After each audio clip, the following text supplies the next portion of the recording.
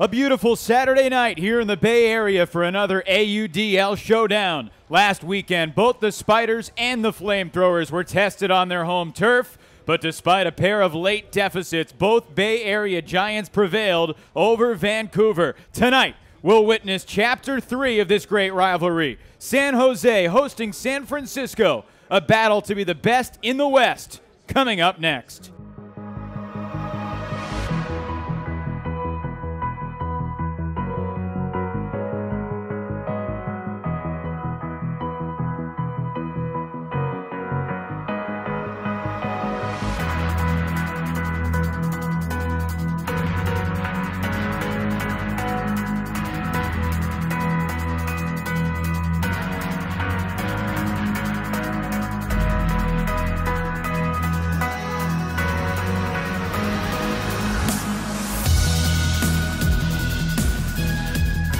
A picture-perfect night here in Los Altos Hills. Hi, everybody. Evan Lepler with Chuck Kindred. Welcome to the AUDL on ESPN. We got San Jose and San Francisco. Both teams are 7-1. This is the third meeting between the two squads. They each lost and beat each other one time. Chuck, this is, as you said, the rubber match and a chance for both teams to make a statement as to who's the best in the division.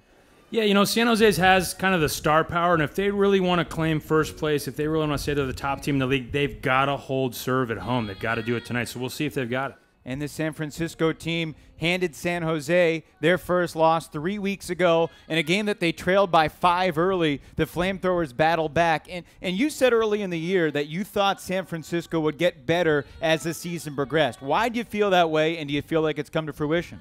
I think San Francisco has the better defensive players, and that's kind of the X factor. They can get blocks against anybody, including the San Jose Spiders offense. The question is, are they going to be able to develop an offensive line that can hold and constantly punch the disc in, not get flustered by great D? I haven't seen a line like that yet. We'll see if they can put together a line that can score. These are San Francisco's top stats against San Jose in the 2 games. The leading goal scorer was Zane Rankin. Jake Coleman, #1 in Ds, and Cassidy Rasmussen has 5 assists, but I think they expect more from Cassidy, who's basically their go-to guy. Cassidy he's a captain of Revolver. He's a battle-tested player. He's a guy that you can count on to come through and make big plays, both downfield and around the disc. And he has had a very incredibly high, you see 100% catch percentage this year.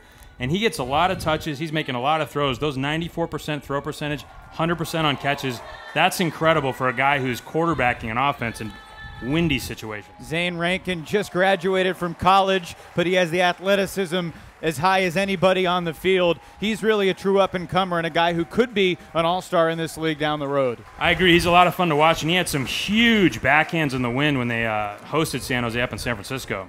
Certainly, Zane Rankin, a guy that San Jose will be focused on. And as we look at the Spiders, a guy who did not play last week against Vancouver was Markel Bogan. You see how important he's been in the 2 games against San Francisco. The 10 goals, they've found him in the end zone more than anybody. Yeah, he's a young guy that's getting better and better. He's a Santa Barbara guy. He's very athletic, very big, and he's a lot of fun to watch. Ashlyn Joy, another one of the stars, member of the Team USA World Games team, leading the team in assists, but he also has led the team in throwaways. What have you seen from him? I don't feel like we've seen the best Ashlyn Joy yet this season. He's forcing the disc a little bit. I think he's thinking a little too much. I'm not sure what's going on, but he just doesn't seem all that crisp. He's still one of the best in the game. He can still break the mark and huck. But I think there's a whole nother level to Ashlyn Joy that I'm hoping to see tonight. The third of 4 meetings this year between the FlameThrowers and the Spiders. San Jose won 20-16 back in April here at Foothill College. Then 3 weeks ago in San Francisco, the FlameThrowers overcame a 5-goal deficit to win by 1, 22-21, and just an absolute thriller. That game involved more wind. This one likely to be more calm. How does that impact the game? Who has the advantage? Well, in weather like this, it's very hard to generate blocks against a good offense. San Jose has a very good offense. So I think it'll be interesting to see if San Francisco can force turns against, which is, a group of guys that may be one of the best, most well-conditioned, well-oiled offensive machines that the sport has ever seen. Well, it's great to have you with us. We're in Los Altos Hills, California, at Foothill College, the third meeting between San Jose and San Francisco. I think Vancouver earned a lot of respect last weekend in their 2 games, the 1-point loss here to San Jose and the tight game at San Francisco with less than 24 hours of rest a day later. But the bottom line was the 2 Bay Area teams emerged victorious despite trailing late. And now, this is a battle for first place. And here's the reality. Only one of these 2 teams gets to go to Toronto, even though you think these might be the 2 best teams in the league. Yeah, I think it's a real shame. This is the expansion division, so only one team comes out of this division, and the wild card goes to the Midwest into the East. But for my money, I'd like to see these 2 teams play in the final. I think they're the 2 best teams. I'd take them over anyone else. The Spiders in the black being introduced. Mark Elbogen from Santa Barbara has made such an impact in his first year playing pro. A guy that some of these Bay Area fellows were not all that familiar with, and he's certainly been a difference maker starting on the O-line. Marcelo Sanchez was just introduced. He's number 22 on the line. He might have been San Jose's MVP last week. I think so. He was so steady, always open downfield, doing the right things with the disc, and he's just one of those fundamental, hard-working guys. You got to love the way this guy attacks the game and gets out there and gets after it. Bo Kittredge, the last man to be introduced. Thankfully, he's put some clothes on, and we will have the opening pull here from Los Altos Hills, where the Spiders have never lost. Both these teams have only lost once, and it was on the other's home turf. This is week 9 of the AUDL showcase here on ESPN3. And it certainly feels like summer. Last night in San Francisco it was chilly, but here today in the mid-upper 70s, not much of a breeze. We are underway from Foothill College Stadium. The FlameThrowers in the white pulling to the San Jose Spiders in the blue, and Ashland Joy battles the sun. Finds Sanchez, shoots it deep for Kittredge. Slightly underthrown, but Bo hauls it in. 7 yards shy of the end zone. Simon Higgins double team back to the wide open Joy to the end zone for Higgins. He's there. 1-0 Spiders. It took 23 seconds for San Jose to strike. Yeah, great work there by Higgins. I think he's been settling a little bit on winning jump balls, and you could see he really used his legs to get open there, got up line, took advantage, and closed out on that disc. That's the way you want to do it. So here we see Higgins with the disc, gets the quick reset, and then hustles down the line and trails this all the way to the back cone. Kind of a risky throw that he made look very good.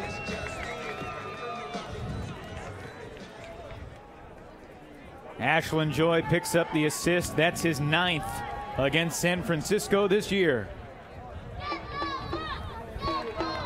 So the score's 1-0 there.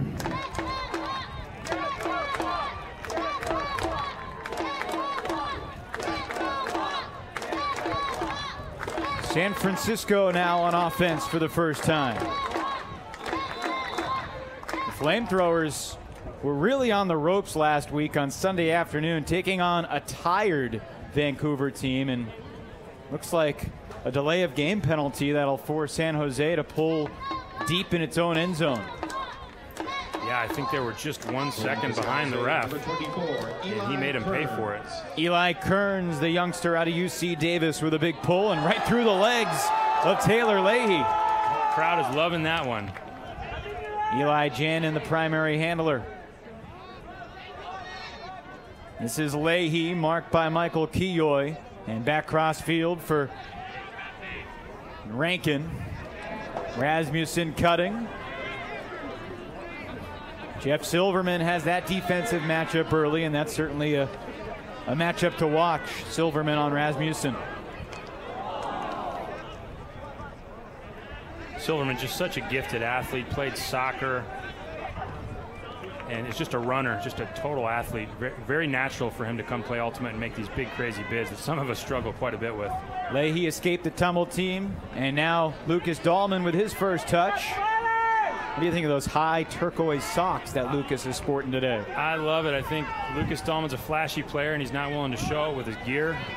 Look for him to get some big plays up in the air. Here he is going deep, gets separation, and just trots into the edge zone. Lucas Dahlman doing what he does best, getting it, in the end zone. He left Chris Farina in the dust, and Dahlman ties it up 1-1. Title sponsor of your San Jose Spiders would like to congratulate the Spiders and FlameThrowers on their fantastic. Lucas Dahlman was a rookie on the Revolver team last year. Helped them win a national title and really was a key member of that D-line for San Francisco Revolver, now stepping up to the pro game. Eli Jannon was a pretty good college player himself at Oregon, and a beautiful put right on the button. Well, we want to hear from you, where you ever may be watching. Our Twitter question today is a tough one. I don't know the answer. Chuck knows everything, so I'm sure he does.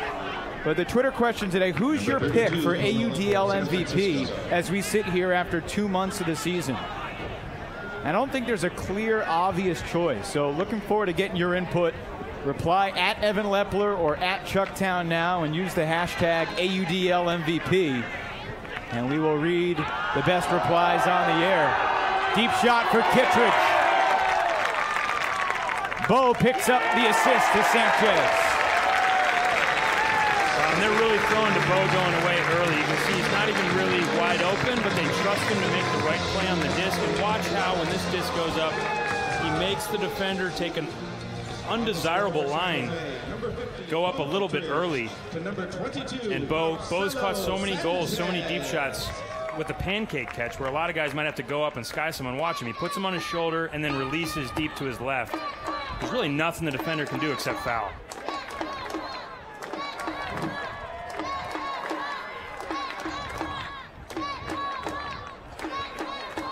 On serve. And a high-scoring start, 3 goals in the first 99 seconds. And let's see if Eli Jannon and Cassidy Rasmussen can handle the disc dependably against this San Jose Spiders defense today. It's going to be on them to make sure that they score consistently on O. And right off the bat, Cassidy with the disc. Dahlman streaking deep. Rasmussen throw pops up, and Dahlman over the top. Takes it away from Kevin Cox. And a foul will give Dahlman the disc on the goal line in the middle.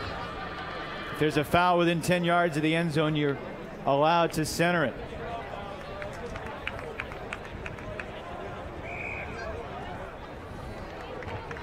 And just like that, a break for the goal. So Dahlman really doing everything right now. Made that look easy going up for that swilly forehand that got away from Cassidy. So impressed with Lucas Dahlman this year. He's really come alive in the last 12 months. Had a great year with Revolver last year, and he just looks so comfortable out there. So the flag at the right end zone suggests that there's really no wind at all. About an hour and a half ago, there was some wind going the opposite way that all 4 scores have been delivered so far. Nice timing by Dahlman, and he had position over Kevin Cox. Now Lucas Dahlman attended Kevin Cox's wedding on the same day that these two teams met 3 weeks ago. If he hadn't gotten him a wedding present yet, that does not suffice. Now he owes him 2 wedding presents. Looks like a zone D here from San Francisco. They're running a little short 2-man wall. They swing it around and just air it out. Let's see if Bo can make it happen again. And what a great play up high by Nick Slovan. Goes up early, gets position. He got real high on that one. Yeah, it looked like Slovan was on offense. Yeah, it sure did. The throw was to him. And if Bo had come down with it, he probably got off with a pretty good push-off down low. I don't think Slovan minds getting a little push. That is a big boy. That's the first turnover, and here's the second. Slovan unable to come up with a swinging flick, so now San Jose will take over. You can always spot Ashland Joy with the fluorescent yellow cleats underneath to Kittredge. Bo hammers over the top into traffic, but he finds Higgins. And now Tyler Bacon, who caught the game-winning score last week. Is there enough floats? No, there's not. So 4 points with no turnovers, and now some back and forth here, 3.5 minutes in.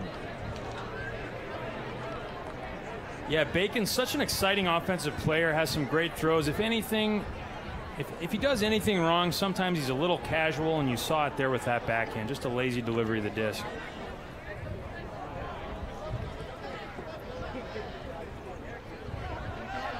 Bo Kittredge playing center field right now, just kind of stopping anything that they would be trying to do deep.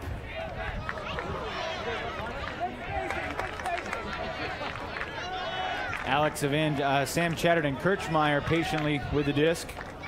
Back to Clay Miller. And now Slovan, who's been in the middle of everything this point. Sammy CK lays it off. Now Adam Rady. Up line, Chatterton Kirchmeier to the end zone. He is inbounds.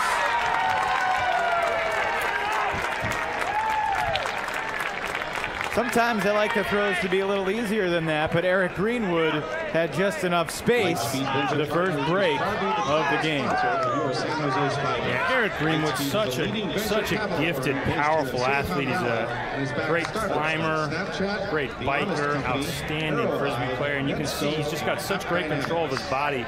They swing the disc to Sammy CK here. I think we're going to see one more bounce to no, I'm sorry, right down the line to Eric. Watch what he has to do. Adjust, keep his feet down, but get low, and somehow stay in control of his body. He does that so well. It looked like he sort of leaned over and then accelerated into a layout after he caught the disc. He's so athletic that he has to accelerate after catching discs. It's a problem many of us have never had. Well, this is a change because in the first two games, San Francisco never had an early lead. And, you know, we look back to the second meeting, which San Francisco won by 1. We say that was a really close game.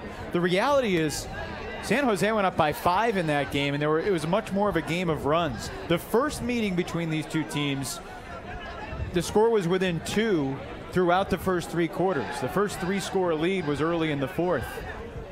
And it was right after that great Jeff Silverman defense, and that was really the game-changing play that helped San Jose put it away in the season opener. Cross-field deep shot looking for Simon Higgins, and he's in the end zone to tie it up 3-3.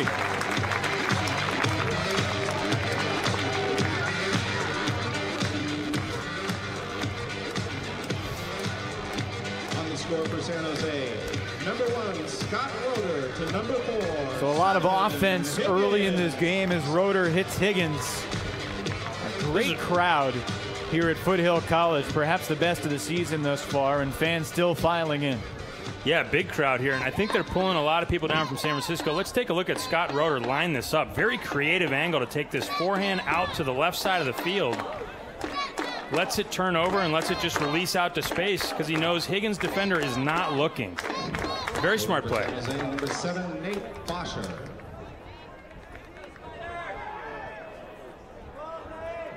Nate Bosher with a good pull on about 85, 90 yards.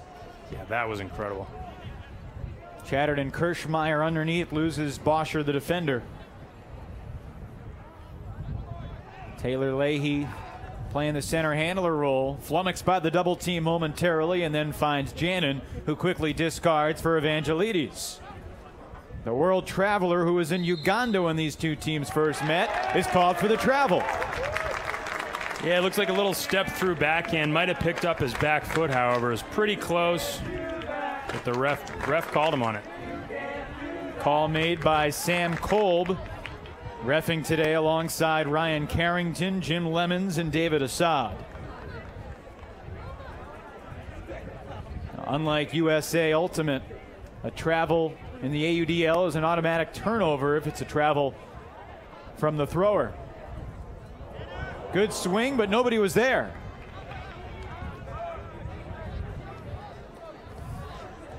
Leahy centers for Jannon. Deep shot, he got hit on the throw, and it's still picture perfect to Evangelides for the score. And that's why you love to have Eli Jannon with the disc, because you just never know where he's going to release from, what he can do as a marker. Even when you're marking straight up, he just drops down, falls down to the side, and just rips a flick. And oh, by the way, there's a lot of touch on it. Such a gifted thrower, and we saw a lot of that when he played at Oregon. We've seen it on Blackbird here in the Bay Area co-ed team. Now, does he get hit here, or does he just go down to release the throw? I think he just drops down and then says, you know what, while I'm down here, might as well take a seat. Can't be much more perfect than that, hitting Evangelides, the 25-year-old who was working in the Uganda back in April. He's a world traveler. Bowling for San Francisco, number 35. Evangelides took an entire fall semester off when he was at Carleton to backpack through South America. When he graduated, he took a 2-month trip through Iceland and Europe. He spent 3 months teaching in Tanzania. I mean, that's just a half of it. Yeah, pretty smart guy as well. I got a chance to talk with him earlier today. He's played for several different club teams. Very thoughtful, very well-spoken guy. So San Francisco started in a little bit of zone. They fall out of it on the penalty here. They're playing a straight man. And San Jose in somewhat of a side stack. Nobody on the mark right now. I believe the defender has to be within 10 feet for a stall to happen, so he's got all day. That is the rule. Stall count handled by the official, but the defender needs to be nearby. Deep shot for San Jose, finding Chris Thompson. And another incredible forehand out to space. These guys are really finding some interesting angles for their flicks. That one really wasn't a precise shot. It was just a floaty, flat shot out to space, and the defender really had no play. Chris Thompson, who hauls in the score, was coached by one of the San Francisco captains, Yokawa Oka, when he was in high school. He coached him a little too well. I guess so. I mean, I can't imagine being coached by Yo. He's such an unorthodox player. Here we see Thompson getting the disc. Pat Bayless quickly in pursuit there. Yokawa Oka does nothing like other players. I can't imagine how he could teach you to do things the right way.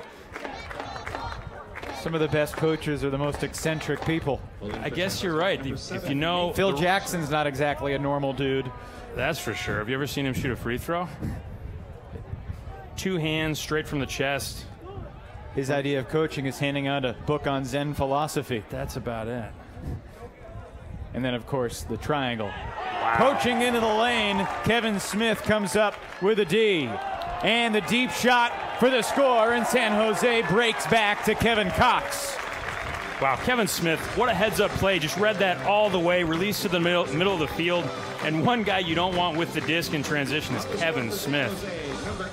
Easily delivers that to the goal. Let's see if we can get a look at how this sets up. Kevin read this all the way. So we can't see him from the far side of the field here, but he was watching. He had that open stance. You know, a lot of defensive coaches will teach you to triangulate. And what that means is see your guy and see the disc. So you got to take a step back and see both. He was doing that, and he saw where the thrower was looking. He saw the play setting up, and he released immediately. What would be your key advice to a young handler in terms of seeing the whole field and avoiding throwing into poached E's like that? I think the best thing you can do usually is to square up to the mark. A lot of guys get into this habit of stepping away from the mark. Really, you want to face the mark and have both options available. Great catch there by Dahlman. Gets roughed up a little bit. Drilled by Federico Chialvo. No argument of the penalty. 10 yards downfield as Dahlman has been a difference maker early. We're back on serve. Both teams have broken one time. Here's Kawaoka. Why do you say he's so unorthodox? It's got to be the hair. Also, he's a lefty. He throws blades. He has weird shapes to his deep shots. But mostly, he's really mostly the hair. Yeah, just watch everything he does. I dare you to see anything he does that looks normal. What was that? That was a righty backhand, and he's a lefty. Step through, little dishy righty backhand, big crazy fakes with that lefty flick. And I've never seen a disc fly like his. Very hard to read. Very effective, though. Crossfield for Greg Marliov. Rasmussen looking up line to the end zone. And we're tied 5-5, under 4 to play here in the first. Wow, a little bit of a, I would say, a blown defensive cover there from San Jose. Somebody has got to come off the backside to help. You can't let Cassidy Rasmussen just run up the line from 20 yards out. You've got to put a lid on that. You've got to say, hey, we'll give you the 5-yard up line. We will not let you just run it in. And San Jose kind of left the door open there. Good for San Francisco to take advantage.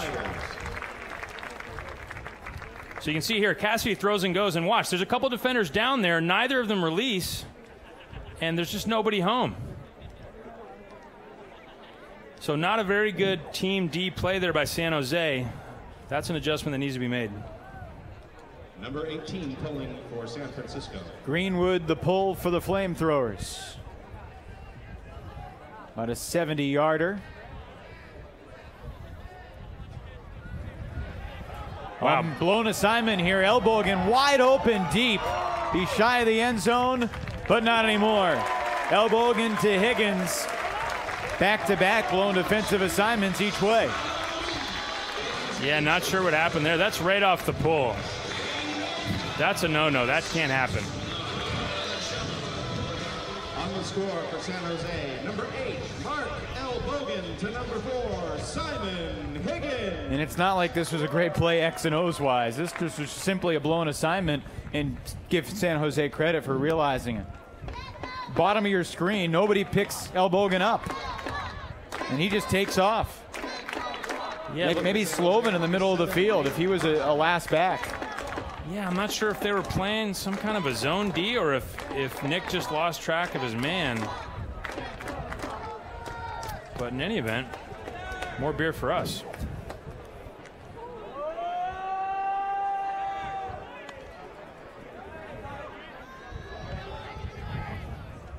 Great cut downfield from Dan Gillick. We were told to look for a breakout game today from Dan.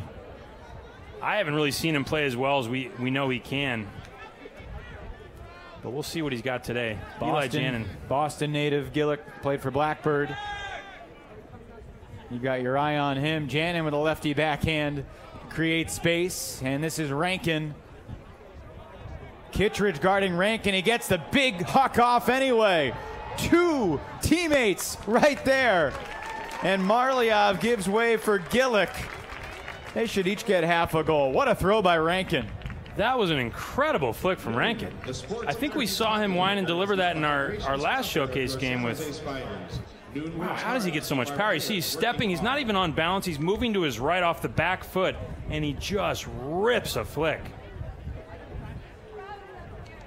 Was chatting with Bo Kittredge before the game, and one of the things he said, we're going to focus more on smarter matchups. And I think Zane Rankin is one of the guys that they might have underestimated earlier this year. Bo taking that task defensively, and it didn't matter at that point. Yeah, and you know, I love Bo, but Bo's not known for his mark. And you're going to need somebody with a good mark to deal with that guy, because you can't give up either side on these low, big hucks. I mean, he can really do the same thing from the back end that he just did on the forehand.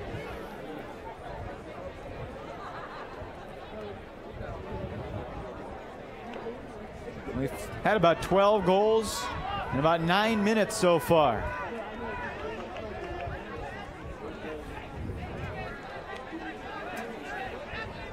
First game these two teams played was 20-16, 36 goals in 48 minutes.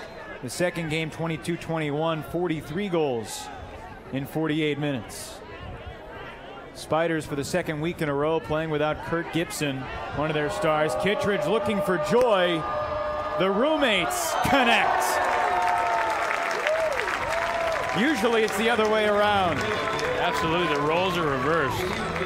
You know, Ashland's such a good thrower that a lot of times you forget how good this guy is downfield and how good he is in the air. I mean, he made that look easy.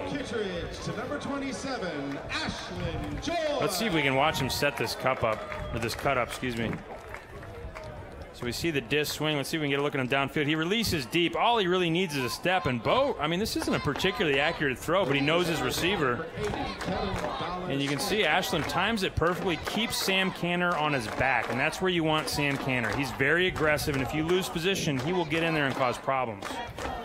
Sam Canner, Bo Kittredge, Ashland Joy, all key players for Revolver. They practiced earlier today. They have another practice tomorrow, and I understand it was a fairly spirited and temper-inducing practice this morning.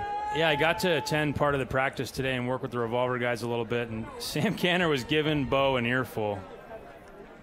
Beautiful day here in Los Altos Hills in the 70s. Low release flick, almost D'd up, but held on to by Rankin. but a pushing foul, and it's going the other way. They got Rankin for the push-off on Kioi. Yeah, I think you have to call that. I know it wasn't intentional, but he cleared him out of the play. Let's see what the refs, maybe they're going to do a quick powwow here. I think that's got to be a foul.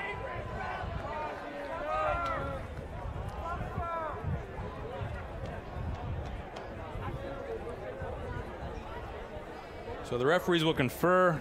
Kioi makes a nice play, gets first touch, macks it up into the air, and then kind of gets summarily dismissed. Let's see what the ruling is.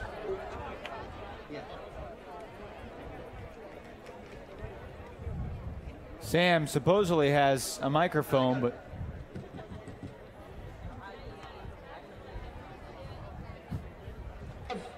we have contact on the defense. So contact on D is called. Disc will be a catch. I'm surprised by this call. I don't understand what just happened. well, it seems like Rankin made the play. He should have the disc. Certainly, I think it's a no call. I'm still surprised that's not a foul on Rankin. I mean, he knocked Michael Kioi out of the play. In any event, Rankin hits Dahlman for the score. And we're tied 7-up. so nice play by Rankin. I mean, you got to be aggressive. Certainly didn't intend to foul there. Ended up getting away with it. And, you know, you always want to be going to the disc. That's what he did. And he goes ahead and scores it to Lucas Dahlman, who's having a heck of a game already. Here we get a look. So they called a foul on number 51. I'm not sure how you can call a foul on him. I think, if anything, it's a no call. It's certainly not a foul on 51. I think that's the wrong call. Back to what was happening at Revolver practice this morning after we take one more look. If Kioi just catches that, none of this happens. Number 32, pulling for San Francisco. Looks like a no call. So what was going on at Revolver practice with Sam Canner? Well, Canner had a couple nice plays deep on Bo. The wind had a little to do with it, but Canner took full credit for the D's, of course. And anytime you want to talk to Bo, it's probably good. Probably want to get in Bo's head, because the more he thinks, the less cutting he does, the more talking he does, the less of an athlete he becomes, the more of a children's writer he becomes. There's Sam Canner marking Ashland Joy. Gets it away to Thompson. Back to the middle. Higgins to Kittredge. Deep shot. The flick this time. Looking for Albogan. He's got it. Wow, what a catch by Albogan.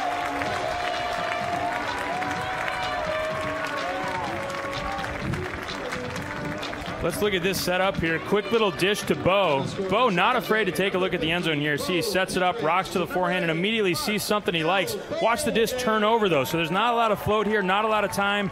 Albogan goes full horizontal and makes the catch. Great play. Back-to-back assists for Bo Kittredge, who coming into today was #1 in the league in D's and also in the top 10 in goals, perhaps realizing that his assist numbers need a little sprucing. I'm sure he's noticed. I'm sure he wants to be in the top in all categories. The reality is he probably has no idea what his stats are. Let's hope. Let's hope you're right. Nate Bosher with another gigantic pull. Bosher played college at Calvin in Michigan and also played at Illinois and was known for just gigantic throws from both sides. And you can see he threw it all the way out the back. That was about 103 yards in the air. And we are not at altitude, ladies and gentlemen.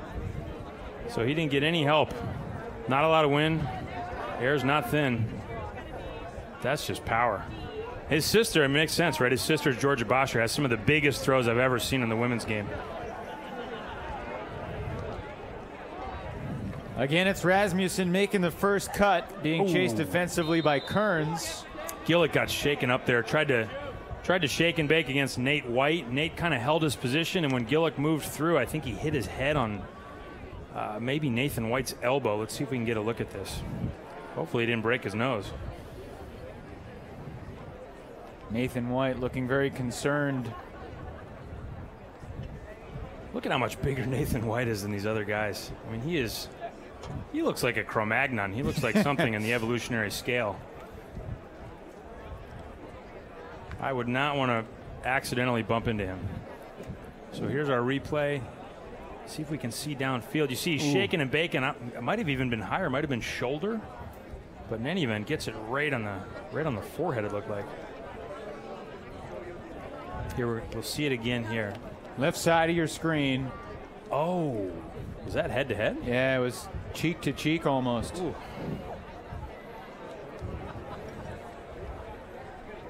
As the trainers look at Dan Gillick, we'll step aside. 8-7 on serve. San Jose by 1 here in the first.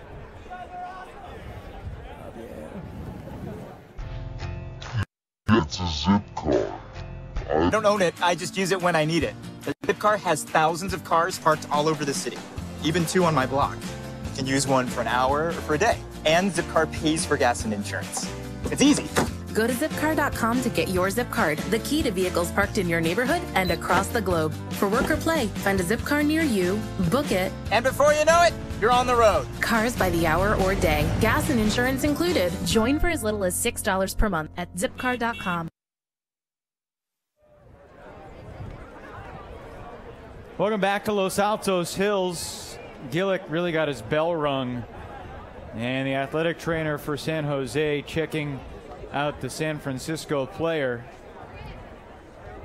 Bumping heads with Nathan White. Good to see him walk off. Everybody hopes he's okay. You know, I don't think there's a lot of animosity between these two teams. There's a lot of very friendly banter, and it's absolutely a rivalry. I think they root against each other when they're not playing. Bo Kittredge was at the San Francisco-Vancouver game last week. He was not rooting for his roommate, Cassidy Rasmussen. He was rooting for Vancouver. He was taunting them from the stands. But, you know, it's ultimate. That's the nature of the game.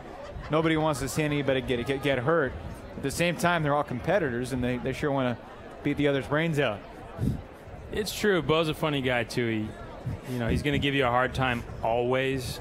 Always going to give you a hard time, but he's also got your back. It was bizarre last week when Bo was screaming out, "Let's go Canada," in San Francisco at Galileo Academy Field. Of course he was.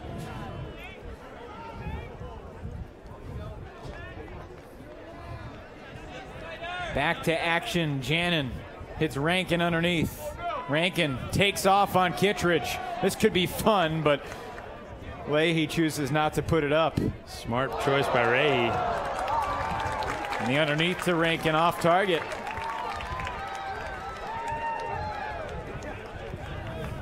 Kittredge as a center handler hits Joy. Looking for somebody to take off. Nothing going deep, so underneath.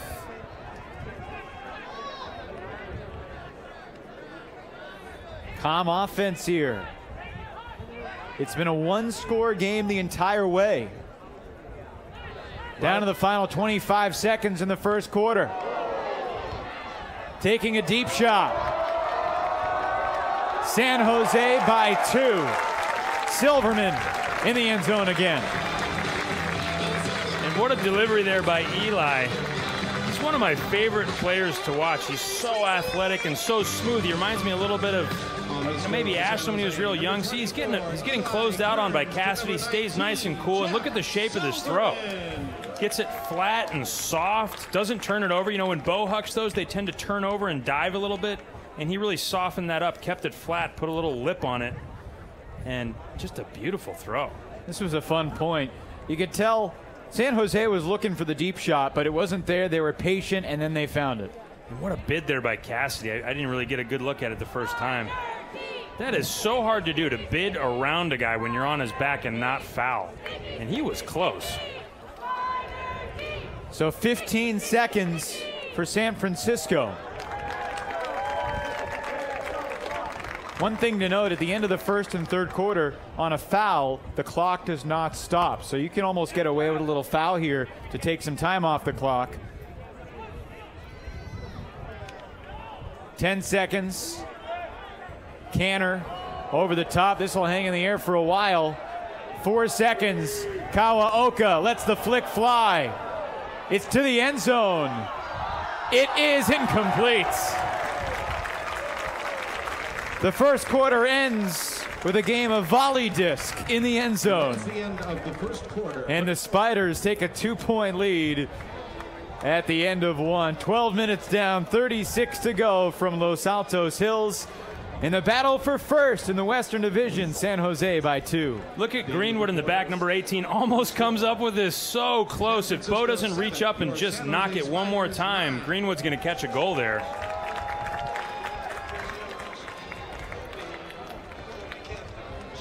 So your score at the end of one, 9-7 Spiders. We'll be back with the second quarter action in just a moment.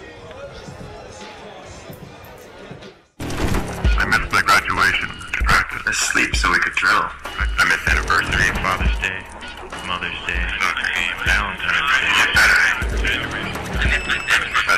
I missed my final exam. I missed some plane flights. I even missed my parents' anniversary. I missed a lot.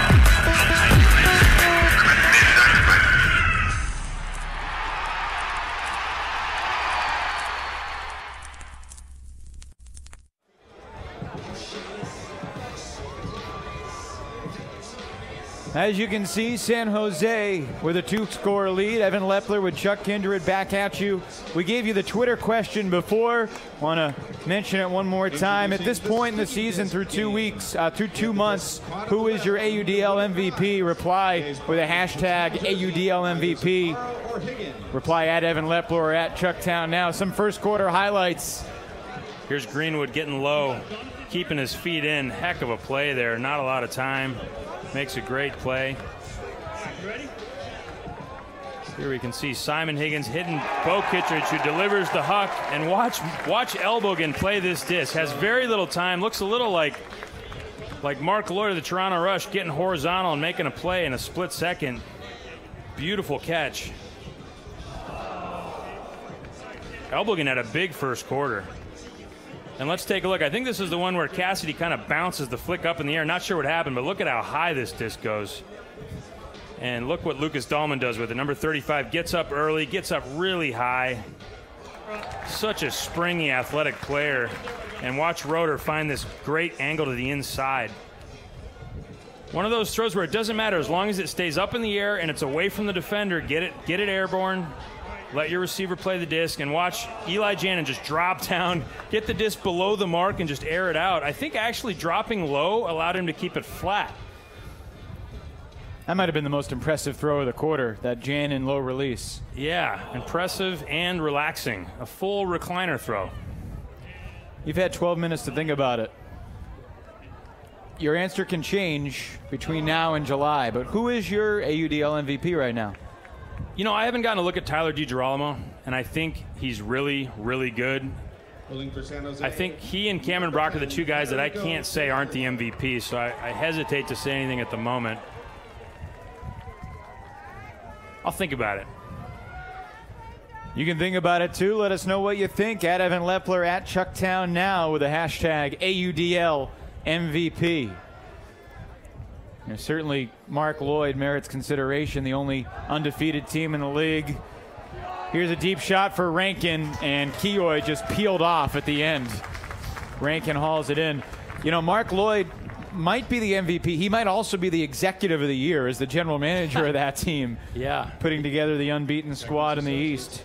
He might be taking a page out of the old man's chapter there and just running a business, running the offense.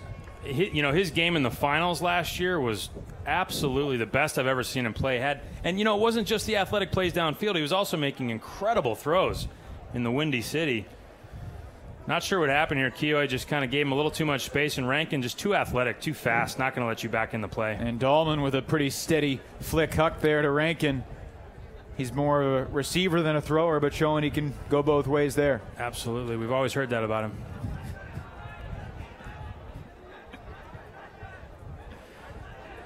Pull stays in bounds near the sideline.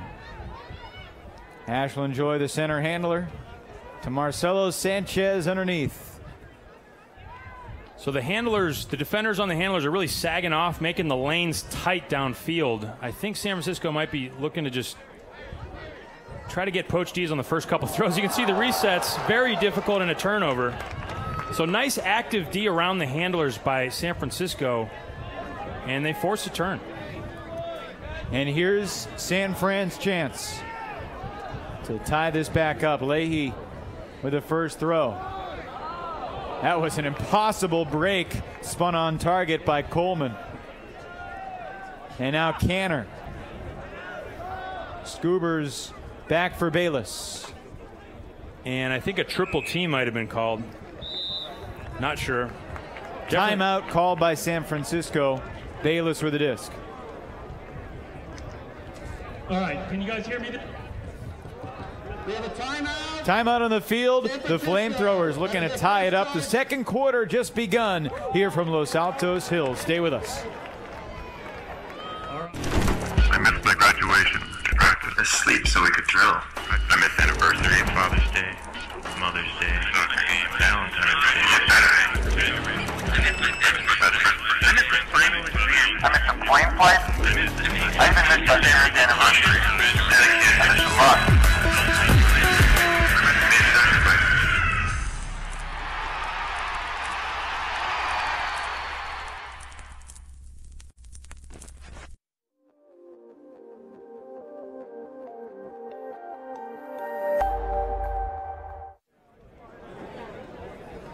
Might be the best crowd of the year here at Foothill College, where throngs of fans have come out to watch the Spiders and the FlameThrowers, Chapter 3 of this great rivalry. There's our crew in the top left, Fulcrum Media team on hand. And there's us, trying to stay cool in these suits in this 75, 80 degree weather. It's not easy, folks. These are not wicking suits, unfortunately. So Canner will have the disc. His fellow Revolver captain, Ashlyn Joy, on the mark.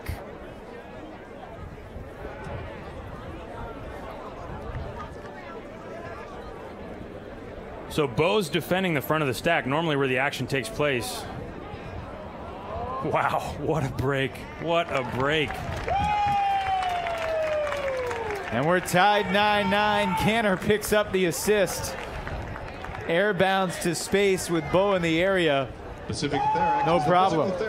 That was really a pretty neat break. You know, you step all the way out, the mark adjusts. You know, if you're marking him, you think, okay, I did my job. I stopped the backhand. And you know what? He's going to come back around to the forehand.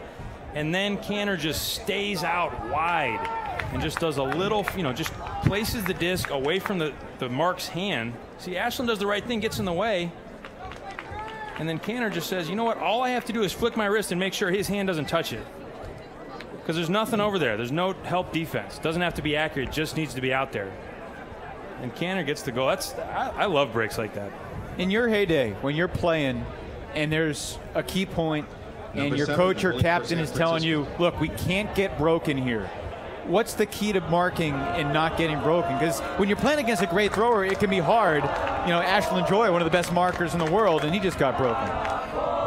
Yeah, it's definitely a tough assignment, and if he doesn't take a step off, then he gives up the IO flick, so he takes a step off, right? But then if you're a step off, you really can't close out on the backhand. You're giving him that little puff around. So, you know, it's definitely difficult. When you're on D, you're at a disadvantage. D stands for disadvantage. And he did the right thing there. Wasn't quite enough. I think you got to tip your cap on that one. So when the pull's out of bounds, it's a brick. You can see the definition in the lower right-hand corner of your screen. They get to advance the disc 20 yards and center it. I'm not sure why that's called a brick, Evan. Do you know? Because a lot of things in Ultimate don't make sense. I'll say. For example, Ultimate. Excuse me? What does Ultimate mean? Why is a scuba called a scuba, Chuck? Well, that one's obvious. Yeah, I have no idea. A brick, a greatest, a Callahan, a flick. Kittredge over the shoulder of Rankin. Joy gives it right back to him. Now Sanchez double teamed.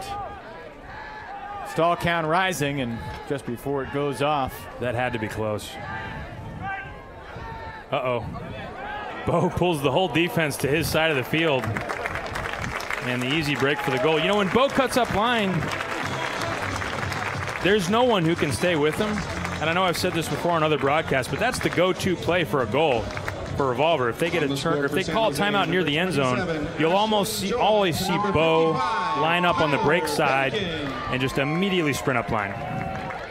Well, Bo Kittredge going up line here is like LeBron James trying to go backdoor. I mean, he's going to draw the defense to him. And Tyler Bacon is basically the Mario Chalmers or the Ray Allen. He's going to have the wide open three. All you got to do is execute. That's right. Makes you wonder why the Heat don't just always win. Well, you know, the question is it hotter here today than it was in San Antonio on Thursday night? Wow, and Bosher once again just bombs a backhand. This time he puts a little air on it. That just looks bigger than the other pulls I see.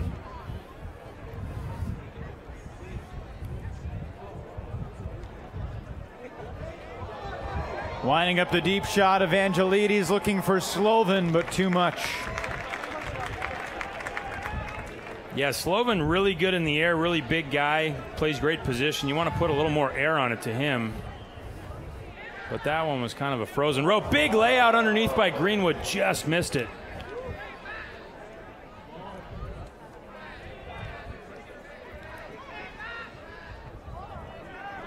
Kiyoy going deep.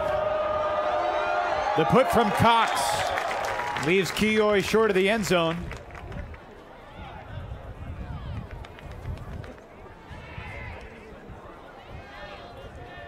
And a stoppage and a timeout called by San Jose sideline.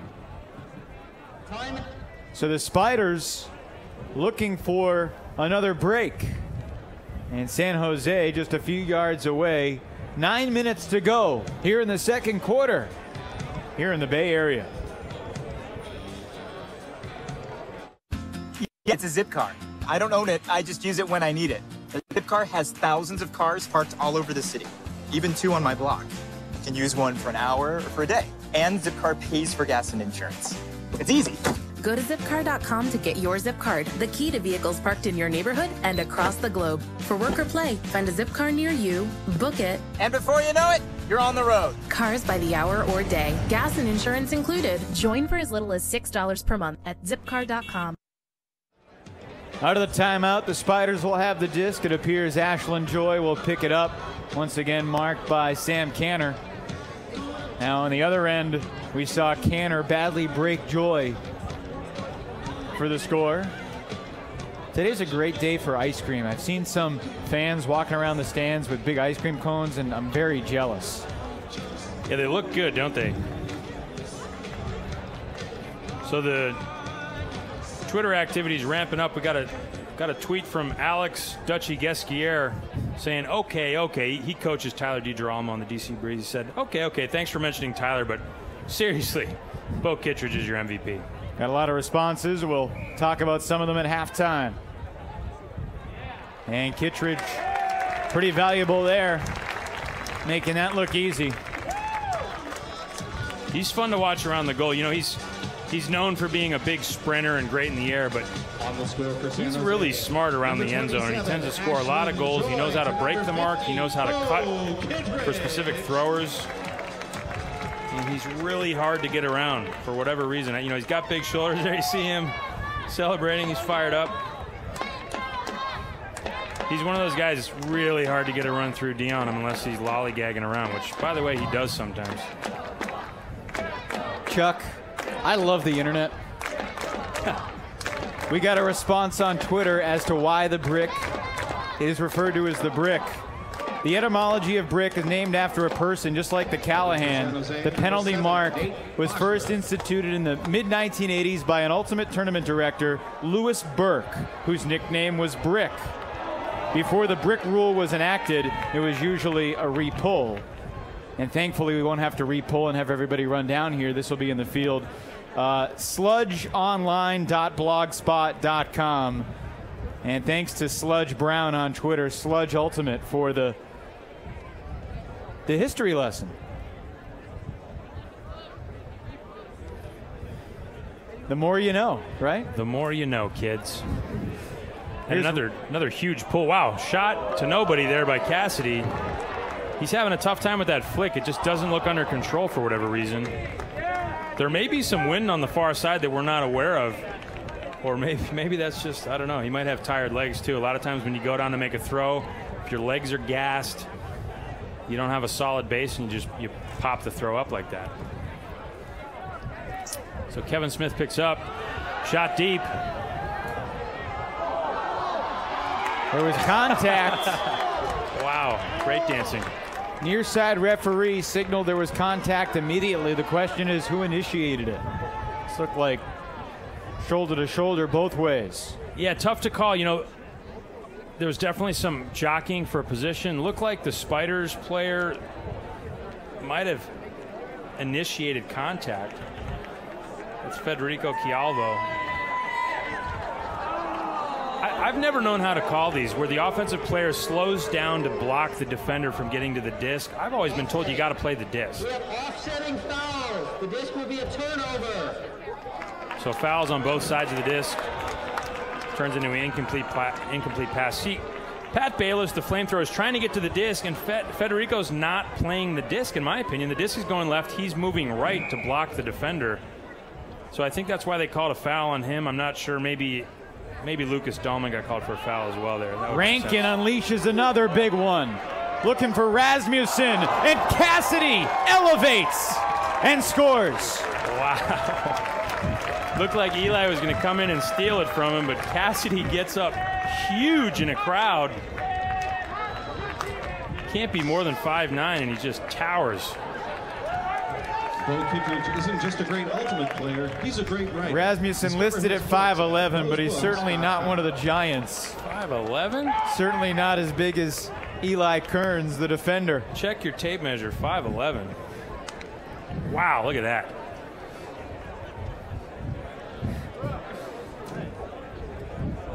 He is fun to watch, isn't he? Rasmussen started playing at UC Santa Cruz. Number 32 pulling for San Francisco. Uh-oh, this one's coming towards us, Evan.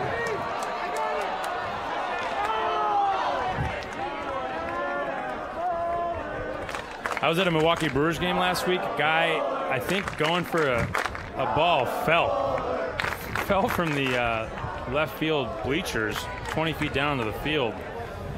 I would love to never see that happen again. Do you remember the worst pull you've ever thrown? The worst pull I ever... Yeah, sure. We'd love to hear about it. Here's Ashlyn Joy throwing better than you can. Deep shot, connecting. Wow, risky little reset there. It was El Bogan who hauled in the huck from Joy.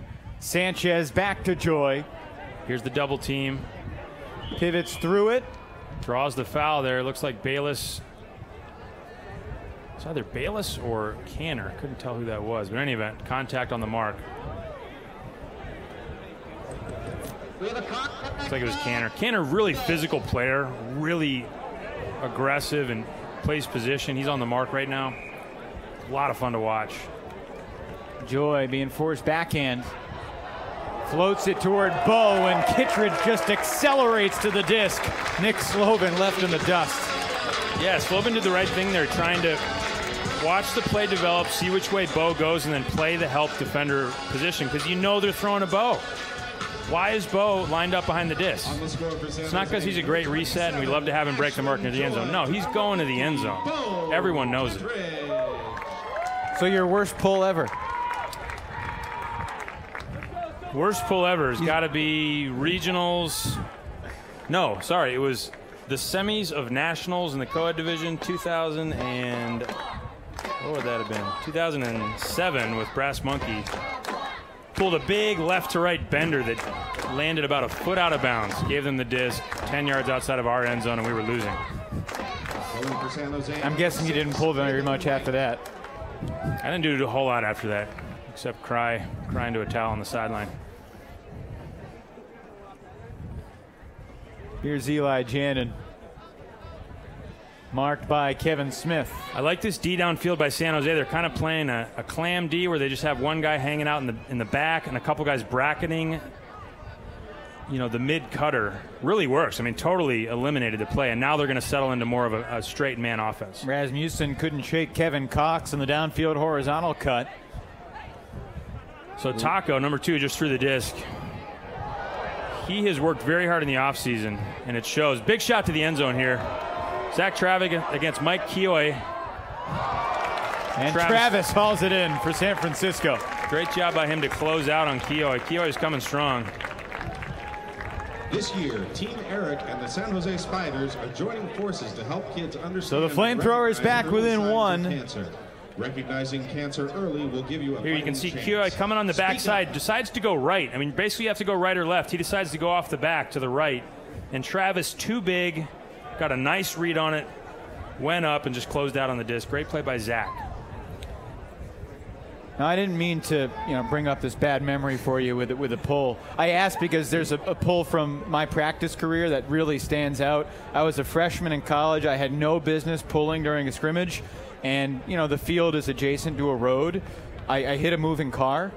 It was quite the accomplishment. Nobody's ever done it again. Wow. But when you pull and hit a moving car off the field, it takes some skill. So at that point, I knew I was going to be some kind of a player. Hard to say what kind. Right, some kind. So Bacon with the disc, looking to go deep. Nothing really doing though.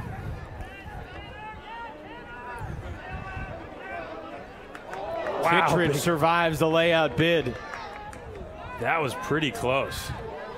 I think that was Alex Evangelides there. Kittredge survives another bid, this time from Adam Rady, who we saw go up and D-up Bo earlier this season here at Foothill. Deceptively long is Adam Rady. Higgins to Bacon. Tyler Bacon a little around and out in the end zone. Yeah, I like that. I like to see that. Bacon always been kind of a flashy player. On the score for San Jose, number 4. He wears it well. Simon Higgins to number 55, Tyler. Nice job there by San Jose. They were getting a lot of defensive pressure. I saw 2 bids on Bo that Bo was able to catch regardless. Looked like Sam Cantor was pretty near to a layout poach D as well. Let's see if we can see it set up here. This is the end of the point here. So here's Sanchez getting it to Higgins. Continue pass down the line for the goal. And, we've seen that all year. When teams reverse all the way to the far side of the field, the D really softens up. It seems like that's generally, especially the longer these points go, it's very hard for the D to adjust all the way to the far side of the field. Finally, Nate Bosher does something mortal. Should I say mortal? That was incredible. That had a lot of air on it. It didn't look like he meant to fall down on the pull, and yet he still throws it 85 yards into the end zone. Yeah, he should probably fall more often. That was outstanding. Well, his previous pulls have gone out the back of the end zone, over 100 yards. You know what the play is there? You pull, and then you call an injury. If I were going to play, that's what I would do. Never, ever have seen that before, but I'm sure there'll be a first time. They call that the Chuck Down. Perhaps when you make your return to the pro ranks, or your debut in the pro ranks. Yeah, don't hold your breath, folks. Jannon comes to the dump, issued by Kawaoka.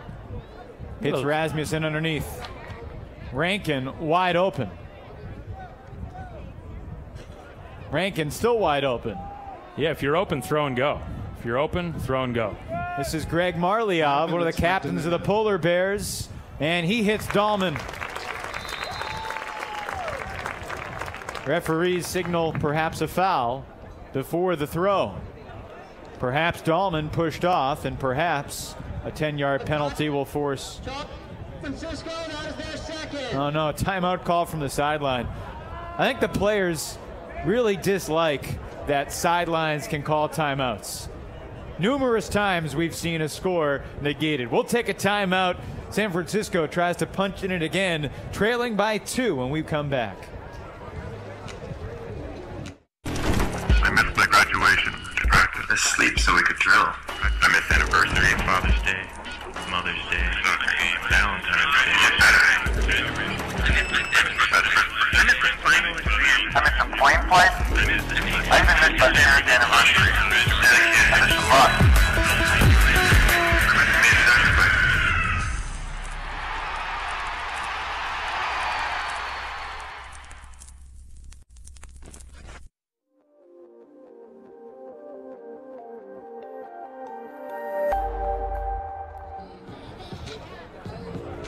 And as we rejoin you live from Foothill College Stadium, the Spiders are going to double team Eli Janin here, it appears, out of the timeout.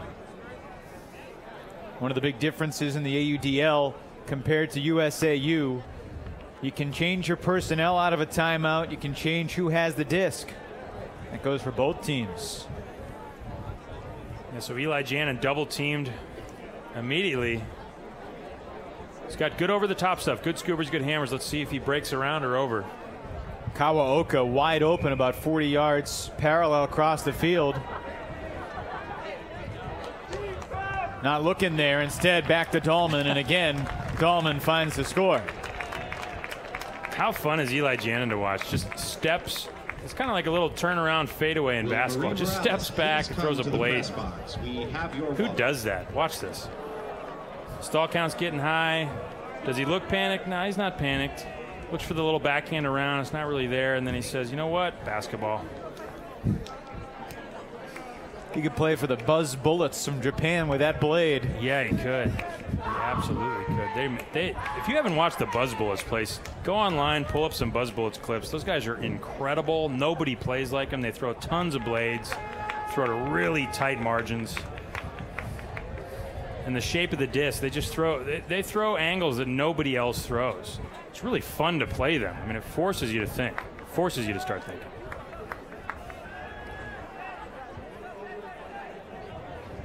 A one-score game. San Jose up one with the disc.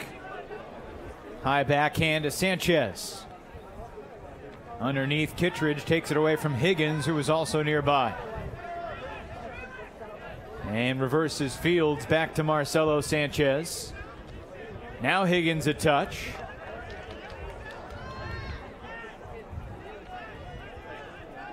Patient offense here from San Jose as we close in on 4 minutes to go in the second quarter.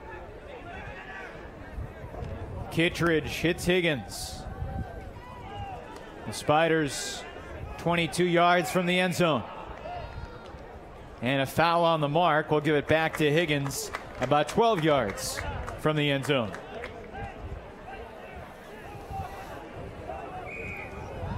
Restart with a dump to Joy. Looking for Elbogen, and he has another. Yeah, that was a great job there by San Jose. They caught Sam Canner off the mark a little bit. He was kind of lazy. And they quickly reset it to Ashlyn Joy, who takes the goal before Sam Canner can get on the mark. Sam just caught sleeping there. See if we can watch this. You can see Canner turns around at the last second, finds his man. He's out of position. He does not have time to get back. So Ashlyn Joy knew all the way that Canner wasn't ready. Said, tap the disc in, tap the disc in, give me the disc. And the price you pay for the double team sometimes. Yeah, absolutely. Maybe they might have been thinking about a double team, and then at the last second they decided not to do it. But you're already too late to the party if you got Ashlyn Joy.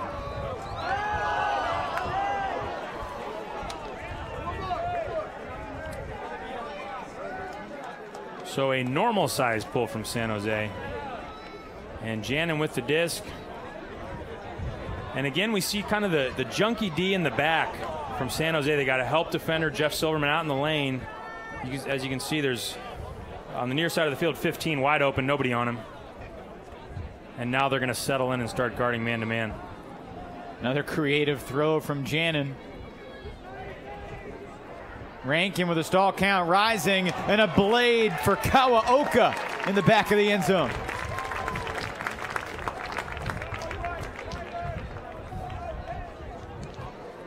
That was a Buzz Bullets throw right there. Right down the line, blade at a guy's head. Scott Roeder Photography. Pretty tough to defend that. Yo Kawaoka, born in Japan, moved to the U.S. when he was basically 2 years old. Grew up in the middle of the country and then came out west to attend school at Cal, and he's been a key member of the Revolver team.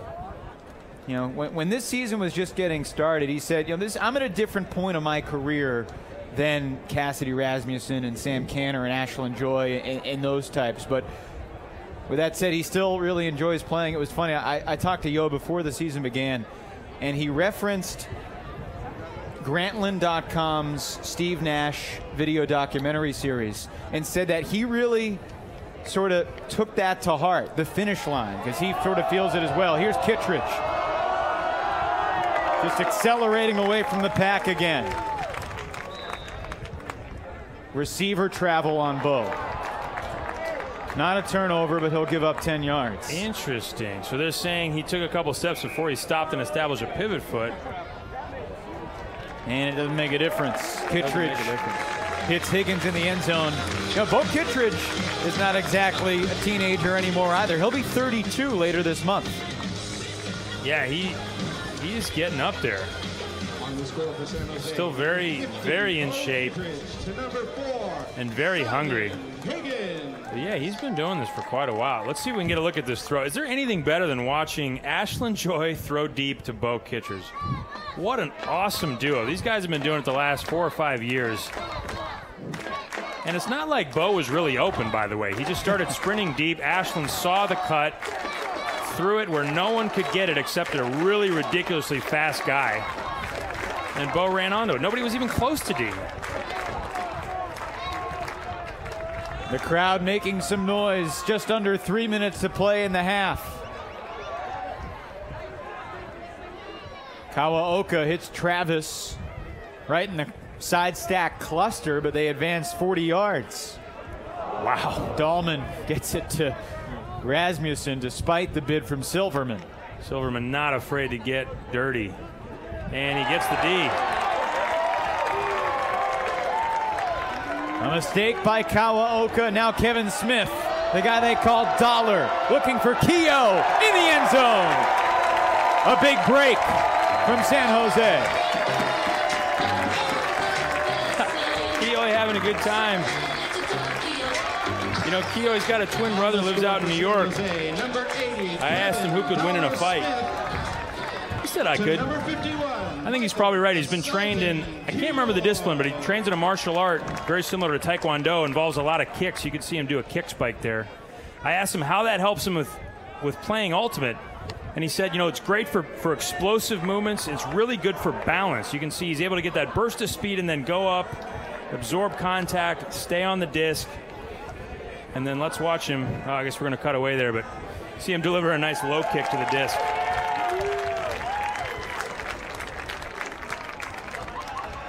Nathan White with a pull.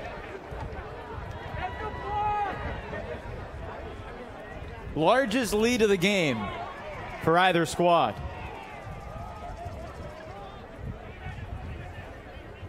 Yeah, San Francisco does not want to dig themselves too big of a hole here. Oh, wow, blown assignment again. Eric Greenwood all alone on the far side of the field. I didn't even see him when that disc went up. I thought that was a terrible throw by Cantor. Visionary. So we've seen that a few times. Just guys maybe playing, you know, they might have been playing one of those junkie Ds in the back, but regardless, Greenwood just sneaks deep. Basically the equivalent of a breakaway layup.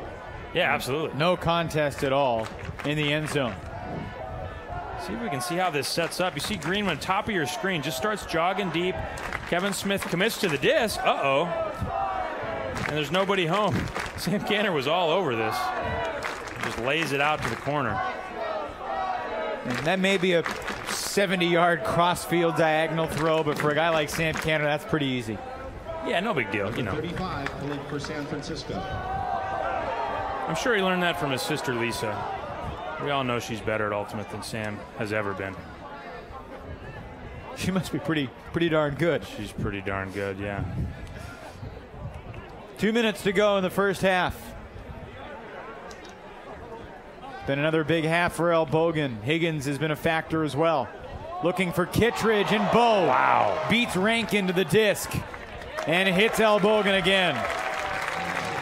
That's what you kind of don't understand about Bo until you watch him play is that's a D. I mean, that disc went up. The defender read it all the way, made a nice layout on it, and Bo caught it. Caught it easily. No one else catches discs like that. You can throw it when he's not open, knowing that he's going to get it. I mean, it's like playing league with an all-star. You know, it's like nobody's at this guy's level. Watch this throw. He is not open here. Defender's all over it, and Bo just accelerates, gets his shoulders in front of him, And that is that.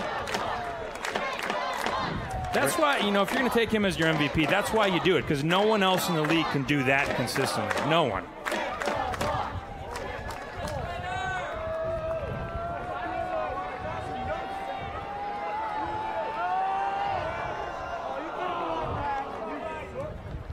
Well, it raises the question of what does MVP mean and what are you looking for? The guy who's most valuable to his team. The Spiders would still be pretty dang good without Bo Kittredge, even though he takes them an extra level above. Do you look at a team like Indianapolis, where Cameron Brock is far and away #1 in goals? Tyler DiGirolamo, same story for DC. San Jose, certainly more balanced.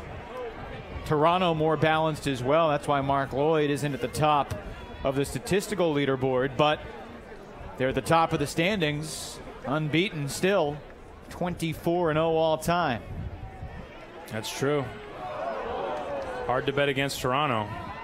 And it's too bad we don't get to see Toronto come out here and play both of these two teams during the season. Maybe in future years we will. But I would love to see these teams bang during the year, see who's got it, you know, build some storylines going into the playoffs.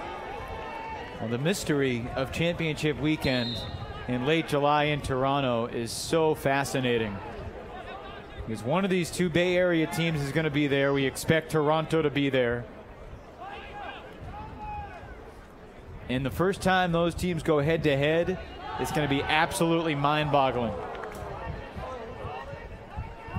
Sammy CK got tripped up downfield, but he's all right. This is Evangelides, 30 yards from the end zone. Under a minute now in the first half, and that nearly a turnover, but San Francisco recollects. Nice play by Rico there. Gets his hands up, gets a touch.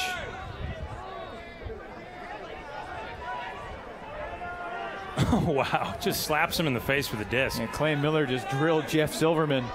It was not intentional.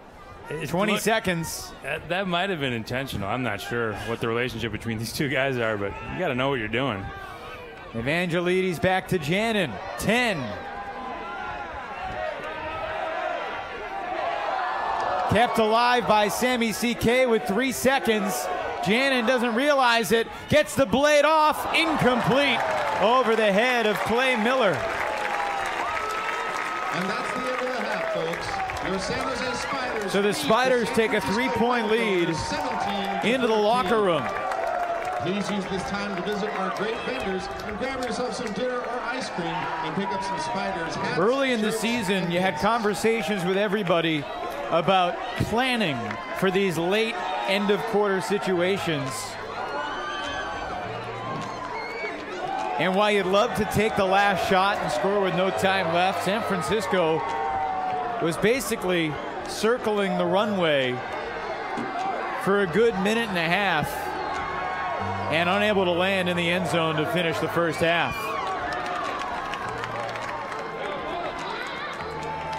Certainly a strong half for the Spiders, led by Kittredge and Joy, Mark Elbogen, Simon Higgins, Marcelo Sanchez, Tyler Bacon, all key members of that strong offensive line.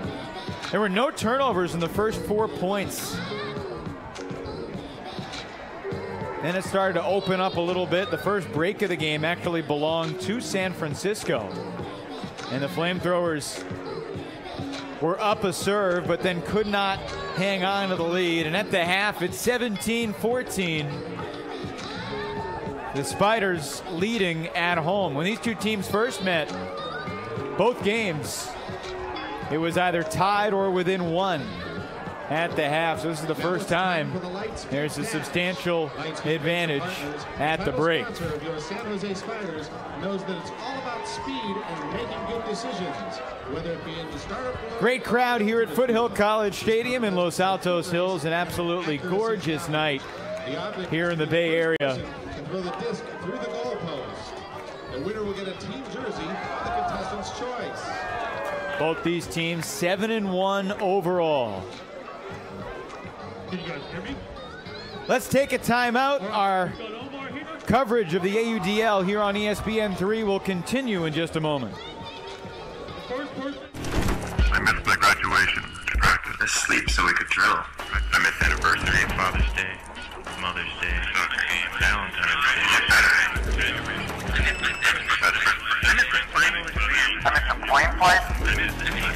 my 50th anniversary. And it's a lot.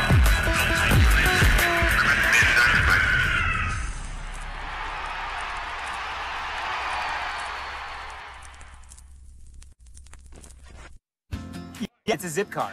I don't own it, I just use it when I need it. The zip car has thousands of cars parked all over the city, even 2 on my block. You can use one for an hour or for a day. And Zipcar pays for gas and insurance. It's easy.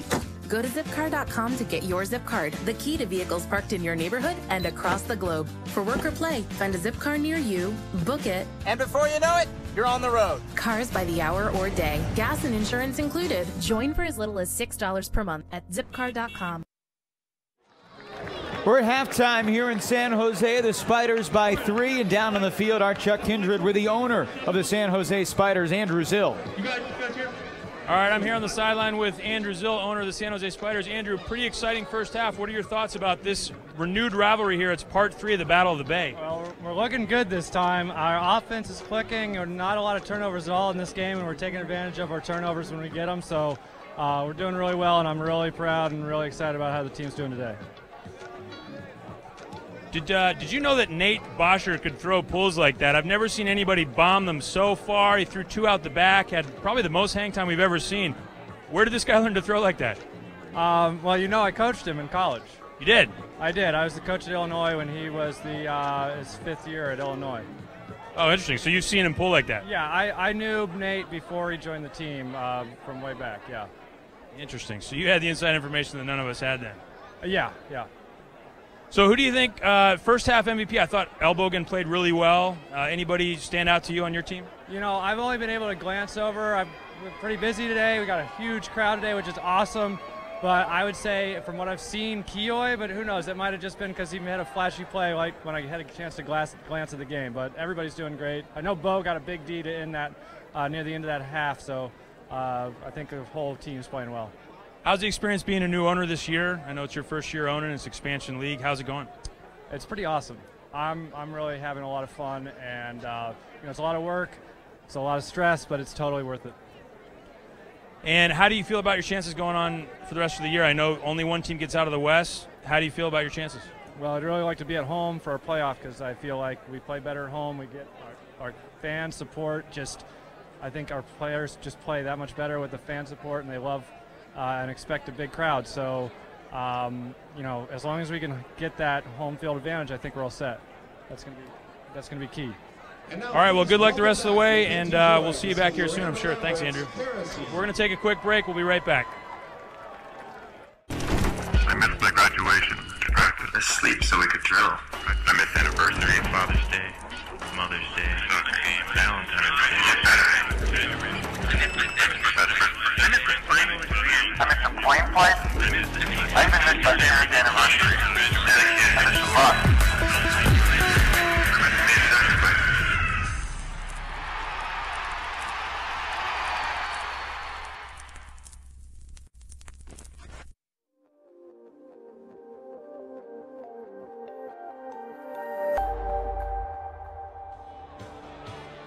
Hi again, everybody. Evan Lepler joined by Peter Nia of Venture Lightspeed Partners Ventures and a proud sponsor of the AUDL. Peter, thanks for joining us. The Spiders up by 3 at the break.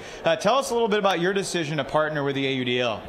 Yeah, Andy Zill, the owner of the Spiders, approached me, and he had put together this amazing team with Bo and Ashlyn and others. And, our firm invests in startups, and we invest in great teams and, doing great things. So it was a natural thing for us to sponsor the team. Now, you've been playing Ultimate for a long time. What was your first thought when you heard Pro Ultimate, and why do you believe in it so much?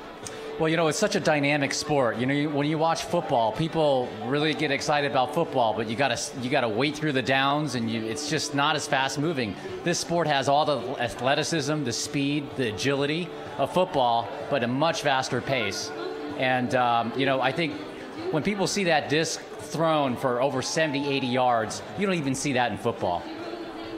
With Lightspeed Venture Partners, tell us a little about that. And Lightspeed's just a cool name, and it gets the imagination rolling immediately. Yeah, Lightspeed's a venture capital firm, so we invest in startup companies here in Silicon Valley. Companies such as Snapchat, Nest, The Honest Company, some real technical companies. Those are consumer companies, and some real technical companies like Aerohive and Tintry and Nutanix, and the list goes on. We invest in about 80 companies. We have about 150 people from our portfolio companies here tonight at the game, so we're really excited about that. Well, it's an unbelievable crowd. What are your thoughts on the first half? Amazing. You know, we knew it'd be tight. You know, two great teams. The Bay Area is just a hotbed of ultimate. So fantastic players on both teams. I know some of the players on both teams. And I think it's a real rivalry that's formed here. Well, it's very cool. Lightspeed Venture Partners will also be the sponsor of the All AUDL team this year, and there's a pretty good chance that a bunch of the All AUDL players will be on the field tonight. Tell us about how that partnership began. Well, you know, Andy basically said, "Hey, would you be interested in sponsoring the All-Star team?" And again, great team. Lightspeed's there, so it was not a hard thing to convince my partners to do, is to extend our sponsorship to the All-Star teams, the All ADUL team as well. And I understand that you're still playing competitively. I just came from a tournament, so that's why I'm a little grubby today. We won our last game, so we're happy about that. And, you know, back out there tomorrow. Some of the players were playing hooky. They play on club teams. They shouldn't have been out there, but they were out there today as well. It's always good to win your last game. This is not the last game, but it's an important game as these two teams battle for placement in the division, home field advantage, and the right to represent the West in the postseason in Toronto. Peter Nia of Lightspeed Venture Group, thank you so much for taking the time. Thanks for helping out this league. It's really special to be a part of. It's great to be part of it. Thanks. We'll step aside. 17-14, San Jose leads. Chuck rejoins me in a moment as we review some of the top highlights from the first half. Stay with us. I missed my graduation. I sleep so we could drill. I missed anniversary, Father's Day, Mother's Day, Valentine's Day, Saturday. I missed the final exam. I missed the plane flight. I even missed our parents' anniversary. I missed a lot.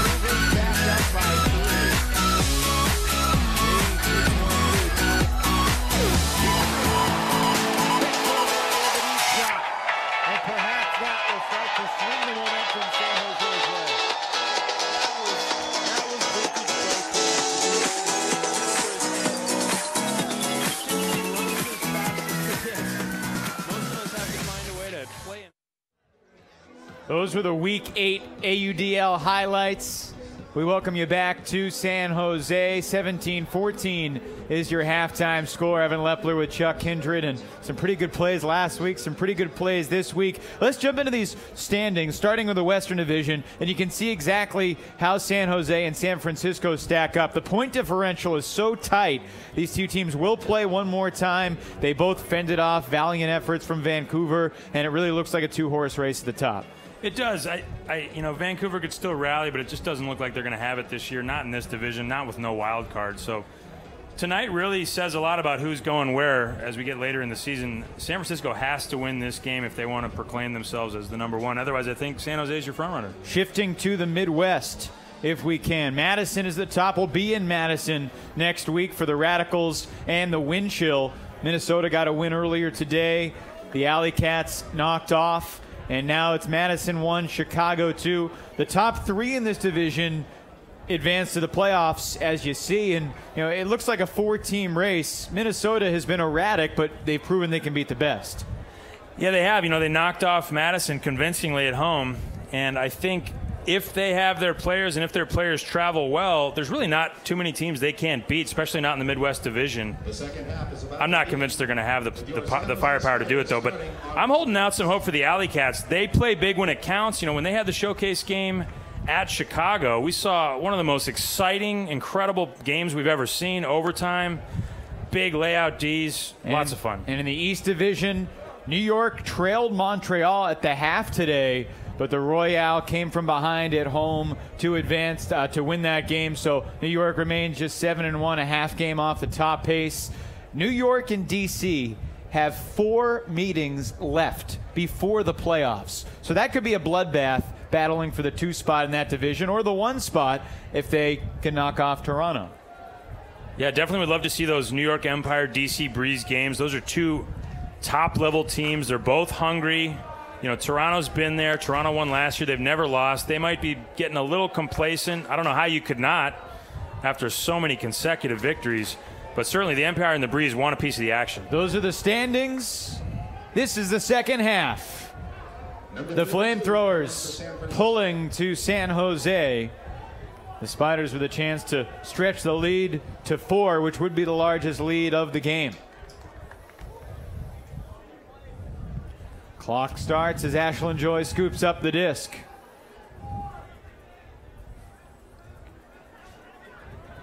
Deep shot looking for Joy, and it leads to a turnover. What do you think San Francisco is talking about in the locker room in regards to possible defensive adjustments? Defense, I thought they looked pretty good. They're bothering the resets, and that's what you got to do. You can't let these handlers settle in. Deep shot goes up. Bo lays out and gets the block. Looks like he might have landed on a cleat. I'm not sure, but it looks like maybe his hip or his stomach, arm, something. He landed on the heel of the receiver's cleat. That feels horrible. If you've never done that, that's how one of the Spiders broke a rib or had a microfracture of his rib last week. Still Kittredge and Coleman, the dual layouts. 2 turnovers in the first 45 seconds of the half. That was Greg Cohen, who has a microfracture in his rib from just that exact kind of contact. Yeah, Cohen out for San Jose. Tim Gilligan here, but unable to play. A knee injury. Ooh. Chris Kosednar just ran right into his revolver teammate Ashlyn Joy. If you hadn't heard, Chris Kosednar, who was a part of the Sockeye team last year that went to the finals, losing a revolver, has joined the enemy now that he's moved down to the Bay Area. He has. I don't know what Chris was talking about there. Seemed like a pretty bang play there. Not a lot to argue about. Good to see Bo's all right. Quick reset to Joy. Ashlyn hits the open man. Chris Thompson.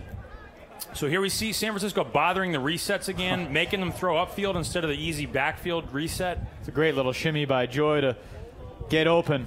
Oh! And Slovin just comes up empty. Slovin causing a lot of trouble back there. Higgins to the end zone for Jason Young. First score of the day for, I beg your pardon, that's Scott Roeder.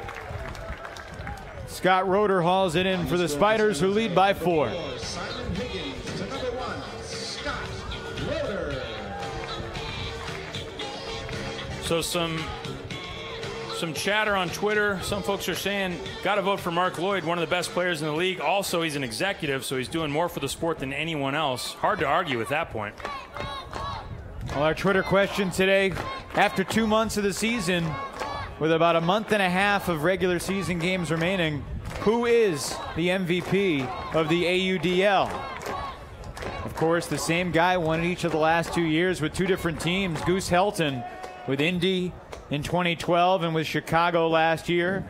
Gotten all sorts of responses on Twitter, and you can reply as well at Evan Lepler or at Chucktown Now and use the hashtag AUDLMVP. One person said Goose Helton for AUDL MVP, hashtag change is bad. But there have been shout outs for Mark Lloyd, AJ Nelson, a lot of Bo Kittredge, not a big surprise.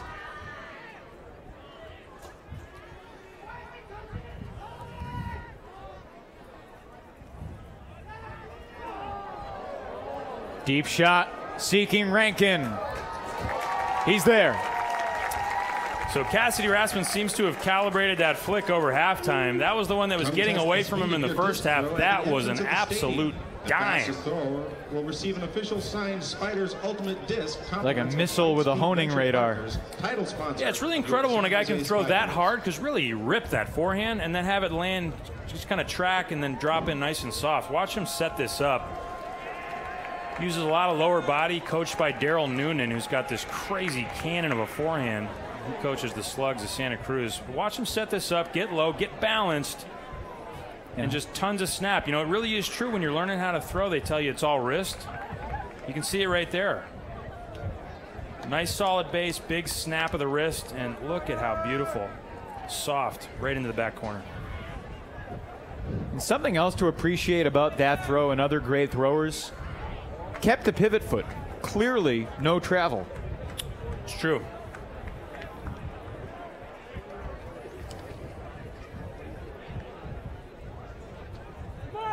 Yeah, one guy who very much in the similar vein here is Ashland Joy. You see him walking up to tap the disc in here.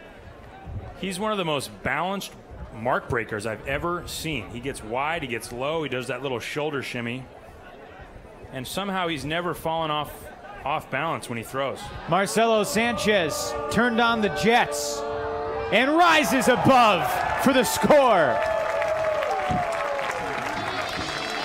Marcelo Sanchez between 2 defenders. Wow. He is really incredible. He's still so young, but he's going up and just beasting these guys. Watch him. I mean, there's no doubt here. Greenwood, very athletic, very springy.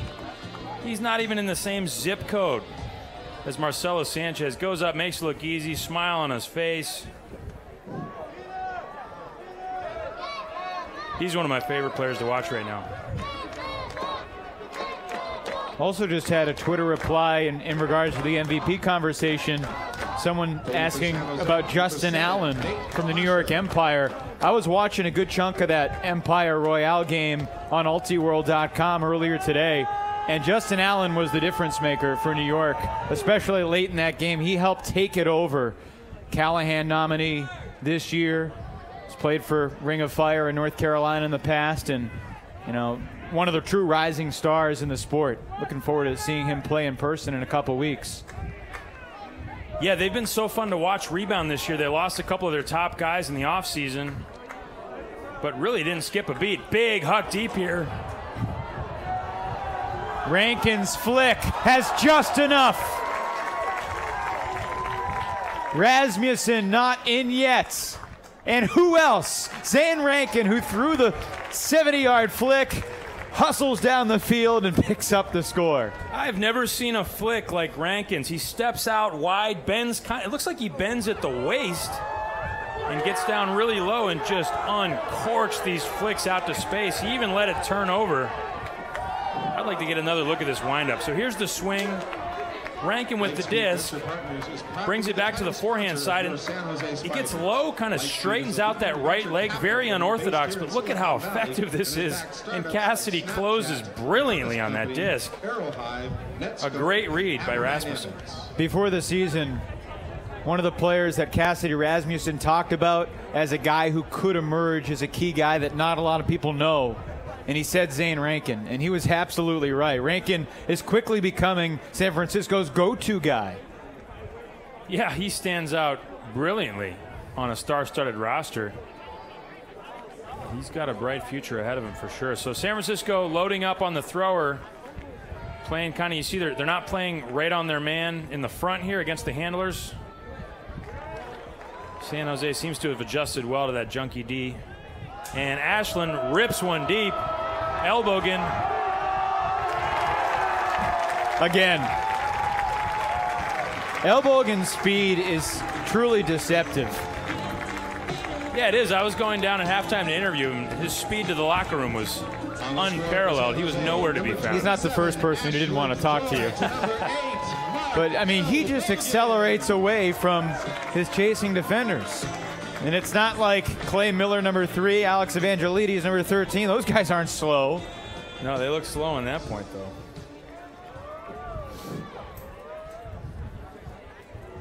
Elbogen, a good friend and roommate of Michael Keough down in Santa Barbara.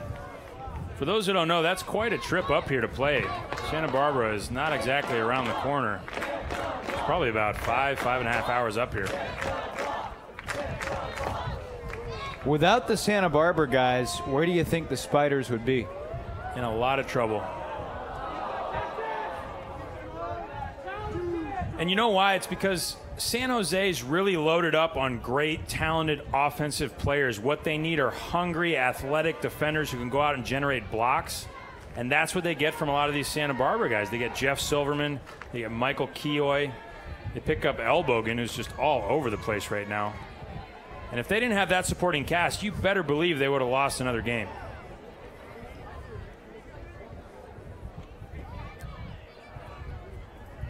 The difference is 4 right now. No breaks here in the third quarter. And a no-dump mark. So they're getting a little creative with the disc, or with the marking right now. Switching between a no-dump mark, where the mark would come all the way behind. Everything has been on the sideline. Jannon looked like he was fouled. Not sure what happened there. It looked like Jannon was trying to draw a foul, but unless there was contact on his leg. All right, looks like no contest from the defender, so he must have got him. So hard to mark. He does those little wristy backhand arounds like that. This is Marliov. Handles the tough sideline mark. I mean, he makes a living on that little inside backhand. And that may have been a travel, not sure. Back into the hands of Pat Bayless. So it looks like maybe a push-off downfield, some sort of an offensive foul. It'll be a 10-yard penalty, and Bayless will tap it back in here. Rico on the mark. Nice mark by Rico. Takes away that inside backhand. Reset for Jannon. See how Jannon's facing the mark here? That's what you do when you've got it. When you've got an aggressive mark, face it. Make him guard both directions. Over the top will work for Lucas Dahlman. So springy. Always having a good time. Dahlman hauls one in. That was really strong end zone defense by San Jose, but the offense up to the task even better. Yeah, you know, and if they're gonna score on throws like that, you tip your hat. You say, you know what? We'll give you that. We'll give you that one. We're not gonna let you get open on the open side. We're not gonna let you reset the disc easily. If you're gonna throw little flips over the top that are contested, then so be it.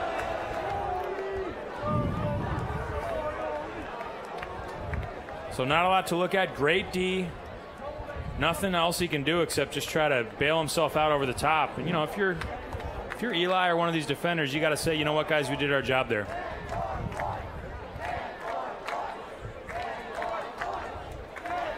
A lot of Eli's on the field. Eli Kearns was on D there. Eli Jannon was on offense.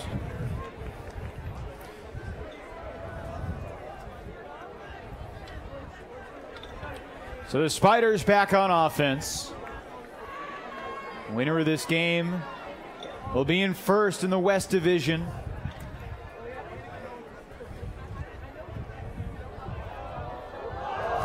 Mark L. Bogan. Oh, man. What a game from Elbogan. Higgins underneath for Sanchez. Dump to L. Bogan. Bluffs the hammer. Crowd wanted it. This is Higgins. Resets for Joy. Looked like a little push off, and now the whistle. I think that was offense, but let's see. Yeah, it was. So it's interesting, you know, Ashland got bumped right before that, and I think he sort of retaliated and said, why don't you take a step back, gave him a little shoulder, and then he gets called for the foul. Hammer. Look at this. Joy. Unbelievable. Full field. A good 60 yards to Sanchez.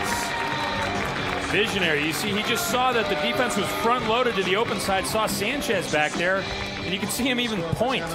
He just said, hey, Cello, guess what I'm about to do? Cocked it, threw it. Sanchez read it perfectly. You see the definition of hammer in the bottom right-hand corner of your screen. It's upside down. It's released like a flick, and you just throw it up over your head, snap right over the top, and it curves in, kind of flattens out. So watch this. Ashland picks it up, sees something he likes to the backside, says, hey, hey, hey. Watch him call his shot here. Look, I'm throwing to the back. I'm throwing to the back. Here it comes. Boom. With a stall count rising. And you can see it turn over. Sanchez does a good job to keep his feet in there. That's just too good. Again, if you're on D, you say, we'll give that up. Not a lot you're going to do about that one. Kevin Smith pulls. What can San Francisco do to make up some ground here? They got to break, and they're the D. You know, a lot of these guys are starting D-line players for Revolver. If they can't break, they can't win. Clay Miller, a big backhand bluff. Resets for Dahlman, who swings to the middle. Rasmussen, low release backhand, rises to Rankin. And a whistle, and Rankin will advance 10. Yeah, Mark, a little too far forward. I think he was right over his pivot foot. Didn't let Rankin pivot around. Nice step around flick from Rankin. He is so fun to watch. And he hits Dahlman for the score, but here we are. We played half of this third quarter and basically on serve since halftime. The FlameThrowers still trail by 3, 21-18. In today's match. Yeah, you know, the FlameThrowers are going to have to find another gear here. Watch Natali setting up, thinking he's taking it away, gets his foot out, and Rankin just makes him look like he's in slow motion, which, by the way, he was, ladies and gentlemen. That was slow motion camera. I don't want you to think these guys are that slow. But in any event, no luck whatsoever. You think you're setting up in the right spot, but with guys like Rankin, he gets so much wider than what you're used to. Extends out so much further. And he not only bends at the waist, but he bends at the knee. Got long arms. I mean, he made that look easy. On the D points, where San Francisco needs to make some headway. El Bogan, it seems like he's always open, doesn't it? Yeah, he's really in the flow right now. You know, he's... Look at this deep shot again, looking for Sanchez. He's got a height advantage, and he could not haul it in, chased from behind. But a foul's been called. Pat Bayless does a lot of things well, but he was lacking size in that matchup. He was, and you know, Bayless is known for being a physical player.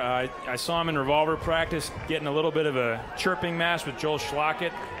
Joel was saying he's pushing him. It's too bad because basically Sanchez misread that disc. Bayless wasn't able to make a clean play on it, however. So Sanchez's disc right outside the end zone here. Remember, the pylons mark the end zone, not the paint, so that's in. Ashland Joy collects the score. San Jose holds serve on offense. You see in the yellow hat Tim Gilligan at the bottom of your screen. Pretty talented player as well that San Jose is missing today. Yeah, he's really phenomenal. Somebody tweeted that best puller in the league is Tim Gilligan. I beg to differ. He's quite good, but I'll take Nate Bosher all day in that department. Who are the other top pullers in the league when names come to mind? Lloyd, I think, had the best hang time of anybody. Yeah. I don't understand anything about Mark Lloyd's mechanics. He's so effective. And when I watch him play, I can't figure out how he's beating up people. But this looks like a foul on Bayless. He was all over him. Yeah, both players kind of misread this disc, but you can see Bayless, just too much contact. Just a little too much contact. Let us know where you're watching the game from. Respond on Twitter, @EvanLepler, @ChuckTownNow. And there's Nate Bosher, pin him in the back of the end zone again. Excuse me. Rankin and Joy battling for the same disc. Play on. Here's Kawaoka. Nothing he does looks like anyone else. Marliov returns it to Yo. This is Kawaoka's first game here at Foothill College Stadium. He was in China backpacking when these two teams first met in April. Leahy back for Rasmussen. Now Sloven. Rasmussen. Rankin was going deep, but Joy was right with him. Joy very hard to get open on deep. Very hard to beat in the air as well. Probably a good choice not to throw it. Some of the best throws are the ones you don't make. That's right. Nice break there by Yo. I heard rumor that there's a Twitter handle either in existence or coming. Let's get back to that deep shot. To Jannon for Rasmussen. Cassidy runs it down for San Fran. That's a heck of a shot. And Rasmussen's so fast. I started to say, I heard there was a Twitter handle starting for Yo's hair. Yo has some of the most incredible photogenic hair you'll ever see. And I believe someone's going to start tweeting, either tweeting or Instagramming from Yo's hair. I think the tie that you're wearing tonight could have its own Twitter handle. Where did you find this thing? I found it in a dumpster on 22nd Street. The guy seemed nice enough. He said he didn't need it. That's hard to believe. It's a dapper tie. Yeah, take a look at this. Pose for you got the I mean, checkered colors. It's not. It's basically the width of a pencil. It's not that nice, is it? It's pretty standard. Makes me look a little heavy set. And a zone here from San Francisco. And they swing it around and hit the deep shot. Higgins elevates and hits Elbogen. So San Francisco trying to shake things up. I think it's the right call. You got to try something. You got to do some junk. You got to throw a clam. You got to throw a three-man cup.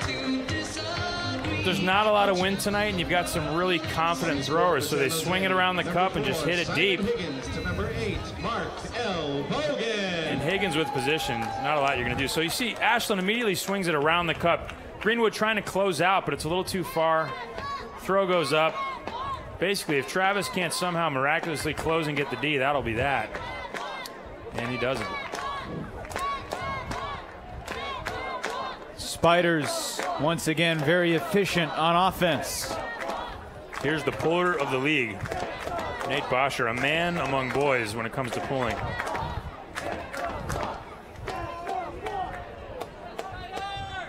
San Francisco's offensive line back out there with Rasmussen, Jannon, Dahlman, Sloven, Greg Marliov. Wow, Cassidy really working downfield. A nice D by Cox. Sloven will get 10 yards here. Kevin Cox doing a great job on Rasmussen. You see him there, number 2 for San Jose. Rasmussen is a terrible assignment. So hard to guard. You can see right there, Cox does everything right, slips for 1 second. And not only does his guy get the disc, but he continues for a goal. I mean, Rasmussen is really a nightmare. This is your last chance for Spiders. Well, if you love great defense, this is not the game for you, or this is not the quarter for you. No, it's not. There has not been one break of serve yet in this quarter. Appreciate everybody who's shouting us out on Twitter. We've got Dale Franklin watching from South Africa, where it's currently 6 a.m. It's nice to be on the worldwide leader, isn't it? It is. Shout out to Seven Figures, my old co-ed team from LA. Lots of activity tonight. It's great to see the Twitter sphere coming alive. We love to hear your input. We love to hear any comments you have. And of course, if we make mistakes, we would love for you to correct us. If we make mistakes? All right. When we make mistakes. When we make mistakes, boss. So here's the three-man cup again. Ashland moves it around. So now the defense is exposed. San Francisco just a step slow defensively. They're staying with the junk here. You can see they're not manning up. They're committing to the zone. Elbogen, a fancy throw. And Thompson can't get it. They get exactly what they're looking for here, a high-risk shot to the end zone. This is what San Francisco needs. They need to start generating some turns. They got plenty of time left. They're only down 3. And they got their turnover. Now they got to punch it in. Yokaoka with the disc. Sammy CK down the line. Greenwood streaking deep. Oh, just a simple drop. Taylor Leahy, quick pickup. Roeder shoots it to the end zone. Oh my goodness! Simon Higgins got undercut and hangs on for the score. Hopefully he's all right. Oh, that is a tailbone cruncher. Look at him.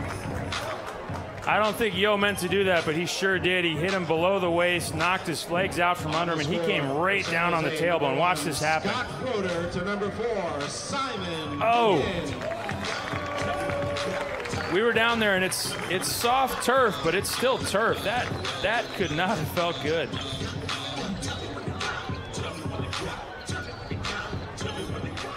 Great shot deep there from Roeder. Gets it off before the mark can settle, just gets a little air on it, and look at this. Thankfully, he did sort of get his hands underneath him, which enabled him to brace the fall maybe 10%. Yeah, luckily he didn't sprain a wrist or anything. That looked pretty scary. And another gargantuan pull. This one might be out of bounds. Nope, it's going to come right back in. Look at that pull. Shocking.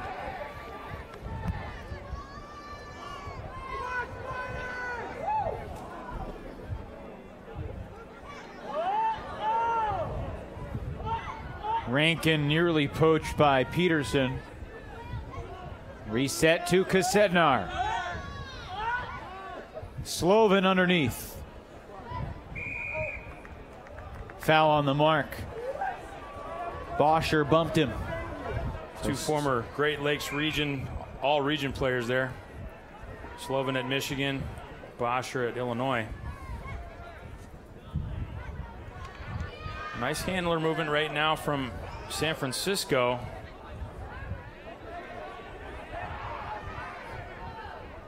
But here's the guy they need to take over. They need him to score. They need him to be steady and command the offense here. Cassidy Rasmussen.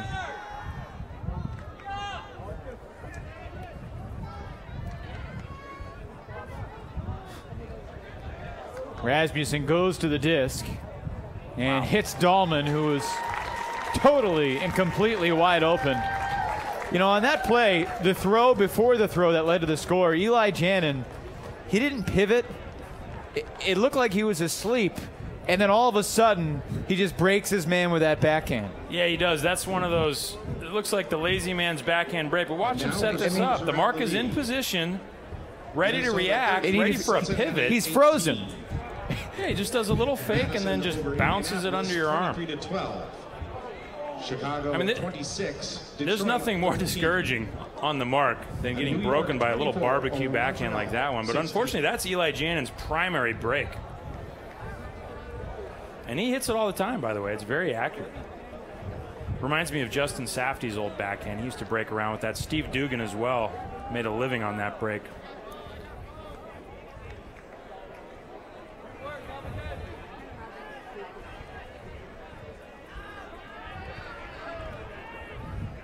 Final 30 seconds of the quarter. So far, each team has scored 7 times. Sanchez again read the angle perfectly. And the Spiders back up by 4. Wow, this guy. Absolutely love watching Sanchez come alive. He gets better every time you see him. He's so athletic. He really doesn't cut corners out there. Uses his speed, uses position. Let's watch him set this up. And Bo kind of wrong-footedly throws the flick huck. Big pressure in the fading back catch. That reminds me a lot of that one where he was falling backwards. We saw it in San Francisco. That is so hard to do. Falling backwards. He's done it a couple times. Next level.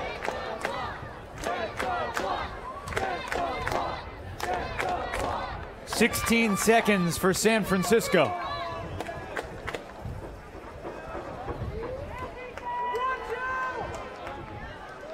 That looked out. It'd be nice if the referee signaled, and now he does. Out of bounds. Jannon will take it to the brick mark, and the clock won't start until the disc gets tapped in here. Crowd doesn't like it. The disc was slanting down and away, though, so certainly the first point of contact would be the outer edge of the disc. It's the right call. So a little tomahawk hammer over the top. And San Francisco needs to score. They're down 4. Another hammer by Kawoka.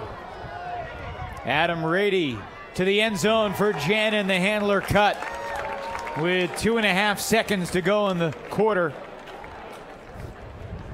Nice this third job. quarter, 8 scores apiece. Yeah, they are. This is not a pitcher's duel, folks. These guys are wheeling and dealing. Take a look at this hammer from Kawoka. See how nothing he does looks like anything else? I mean, who throws that? A little double helix fading away from his receiver is what he goes with there. We got a question on Twitter for you. What is a barbecue backhand?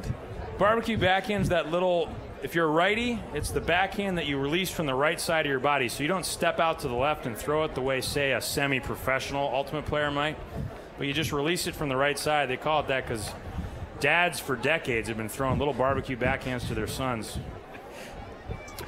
And there's nothing more humiliating than getting broken by a barbecue. I thought you were going to say by getting broken by your father. That too. Ashland Joy will take a deep shot. He got it off. He's got a target, but it's defended. Deflected deep by Coleman. And that is how the third quarter will end. San Francisco will have the disc to begin the fourth, but there was zero, none, no breaks in these last 12 minutes. Yeah, that's not the recipe for San Francisco. Look at the crowd here tonight. Over 1,100 folks in attendance, and they're having a good time. Can't ask for a much better end of quarter throw than this one. No, and Higgins might have had a play on it. He kind of put his head down. If it were the riptide, they would have caught that.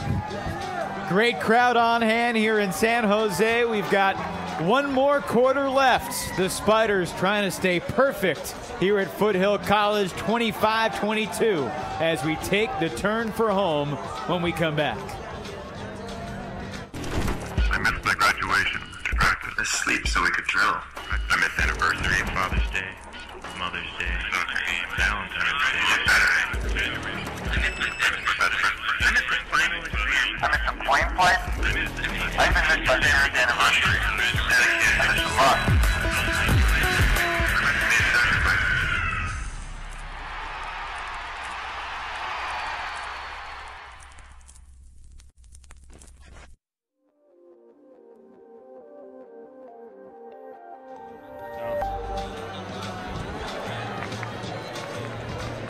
Welcome back to Foothill College Stadium. Evan Lepler alongside Chuck Kindred, our entire Fulcrum Media Group team, the AUDL coming at you on ESPN3. And we'll jump into these third quarter highlights. Not much defense in these highlights, but some pretty good offensive plays. That was one of the few turnovers in the quarter.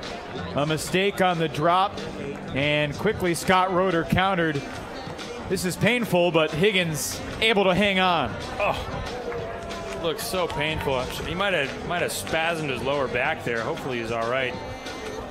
Here we can see Eli Jannon to Cassidy Rasmussen. That combination has been outstanding. You can see he dials this one in and just puts a dime to the back corner to Rankin. That's what we're used to seeing from Cassidy. You saw some loose ones in the first half. And here's the deep shot. Watch Sanchez make the adjustment and just go up huge over Greenwood. Can't wait to see another look at that later catch by Sanchez. That's got to be the catch of the game.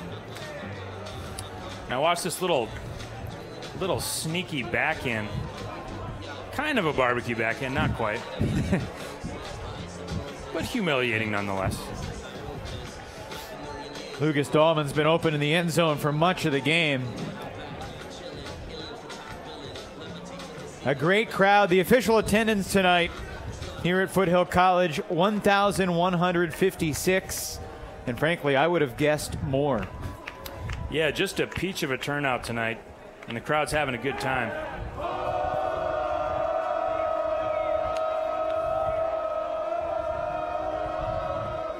San Francisco, San Jose in a shootout.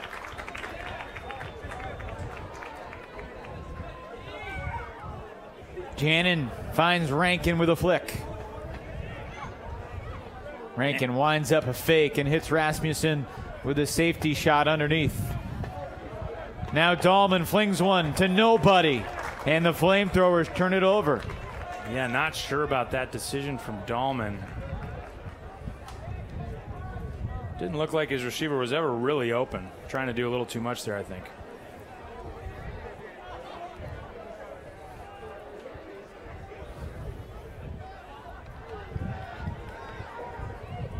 Here's Eli Kearns. And a pushing foul downfield. Looks like Kasednar and Leahy got tangled. Eli Kearns getting better before our very eyes. Still so young, so talented. Watch him wind and deliver this deep shot to Rico. Bayless is in pursuit. And Rico makes the catch. Federico Chialvo. Born in Argentina, he grew up in Tucson. And that's the first break of the second half. Yeah, and I think San Jose's putting their foot down here. Watch Kearns wind and deliver this beautiful flat throw to space. Rico sets up. Eli leans back, and watch how flat this throw stays. Very easy to read, very easy to close on. Nice bid by Bayless. I feel like Bayless is staying on the receiver's back a little too much. Lots of contact. He's not really finding his angles. As a defender, it's very hard to find your angles. It's a split-second decision. You got to go right or left, and you got to commit. And I think he's dancing a little bit, and he winds up on the receiver's back like he did there, or earlier when he fouled. He's been close, but come up empty a bunch of times. Yeah, he has. That's a mental adjustment. And again, it feels like a pretty partisan crowd here in San Jose. They're rooting for the Spiders, even though we're not that far away from downtown San Francisco where the FlameThrowers play. And they're running a clam. They're manning up on the handlers. They got a zone in the back, and now they're transitioning to a man here. It's effective at stopping the pull play for San Francisco. And yet the FlameThrowers do advance beyond the midfield line. Yeah, now that I'm watching Eli Jannon's backhand, it's not quite a barbecue, but I don't know what to call it. If anybody's got a name for that, I'd love to know what it is. Sammy CK with the disc. Chatterton Kirschmeyer, a world champion. USAU three-time champ with sockeye. This is a hammer looking to the end zone. In and out of the hands of Clay Miller. Yeah, tough play there from Clay. I'm not sure if he lost it in the lights, but got a late jump on it. Looked like he couldn't locate it, and by the time he saw it, it was right on him. And I think possibly a timeout or an injury. Injury to Michael Keoy. Michael Keoy's going to hobble off the field. Bo Kittredge, it appears, is going to replace him. This is not an easy disc to catch, coming in at this velocity and this angle. And you can see Keoy stumble. May have caught a cleat on the turf. Yeah, might have jammed his foot into the turf, locked out the knee. Kevin Smith picking up the disc. Player coach And you can see they're loading up here. They're doing the double teams. They're poaching the lane if you're a handler defender. Downfield, Zach Travis doing all he can to stay with Kittredge, and it creates a turn underneath. That was downfield defense leading to that underneath turnover. So San Francisco in the red zone. They get a turn. If they want a piece of the action, they got to score it here.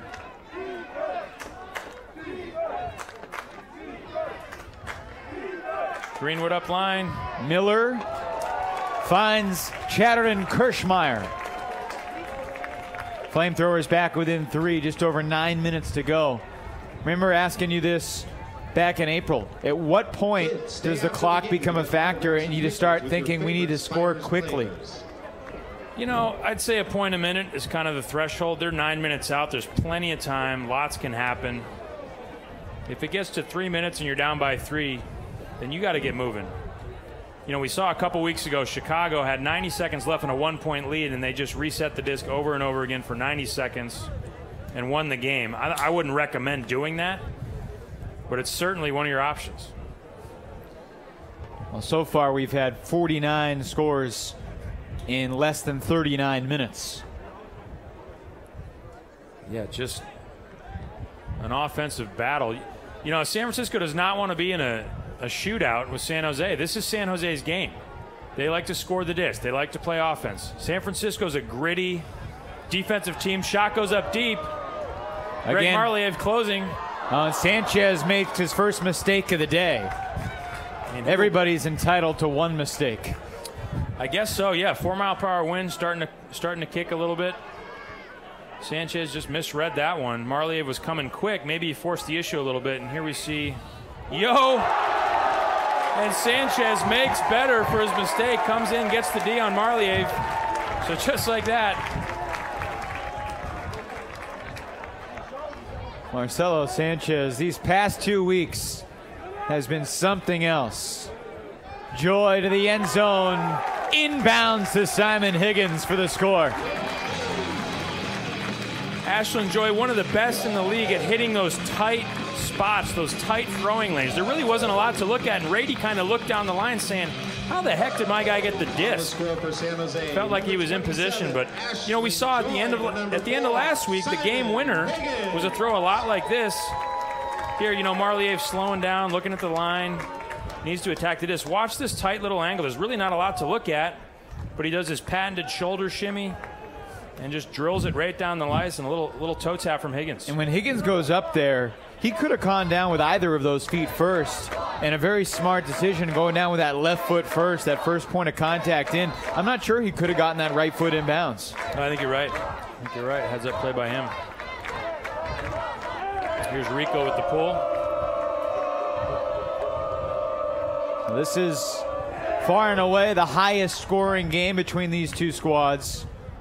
They combined for 36 goals in the first meeting, 43 in the second. And we're well on pace to surpass 55 here. Ooh, wow, deep. Shot deep. And landing inbounds in the end zone, Eric Greenwood. Wow, great play by Greeny there to set his feet and jump the last 2 or 3 yards to get that to be a goal. And a heck of a shot to space there from Sam Canner. Just saw that Greenwood was open, stepped inside, and just threw it to space. It looked like it might be a little too hot off his hand, but watch this sit up. Looks like we lost video there for a second. Here, you see it just sits right up. And again, as long as it's flat, out to space, and away from the defender, it really doesn't matter what you throw. And Sammy Canner knows that.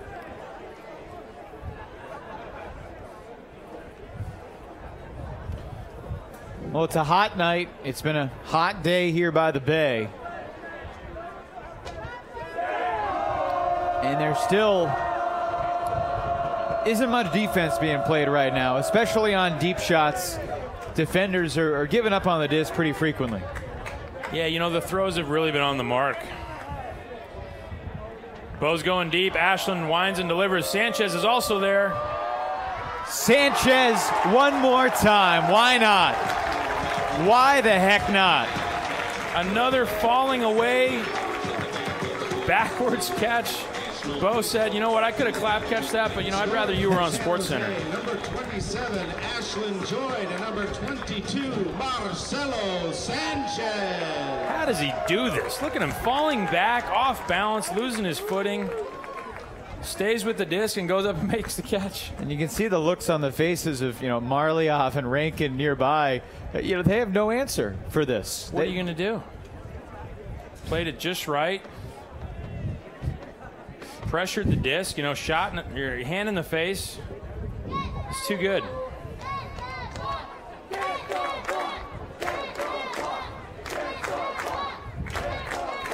Still plenty of time. We're at 8 minutes. San Francisco needs to put a dent here, but plenty of time to work. It's been a long day. Some of these guys might be getting a little bit tired. Nice little fake and deep cut downfield there. Travis underneath. Evangelides to Bayless. I beg your pardon. That's Canner.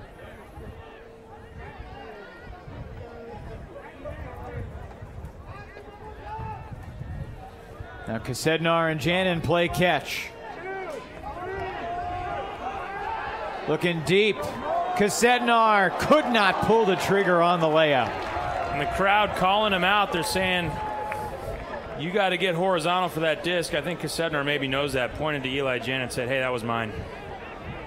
San Jose signals for a timeout with 7:07 remaining. The Spiders, with their largest lead yet, up by 4, looking to take a 5-point lead and trying to stay perfect here at home. We'll take a timeout too. The Spiders with the disc when we come back to Los Altos Hills. I missed my graduation, distracted. I sleep so we could drill. I missed anniversary, Father's Day, Mother's Day, Valentine's Day, I missed my final exam. I missed some plane flight. I even missed our parents' anniversary. I missed a lot.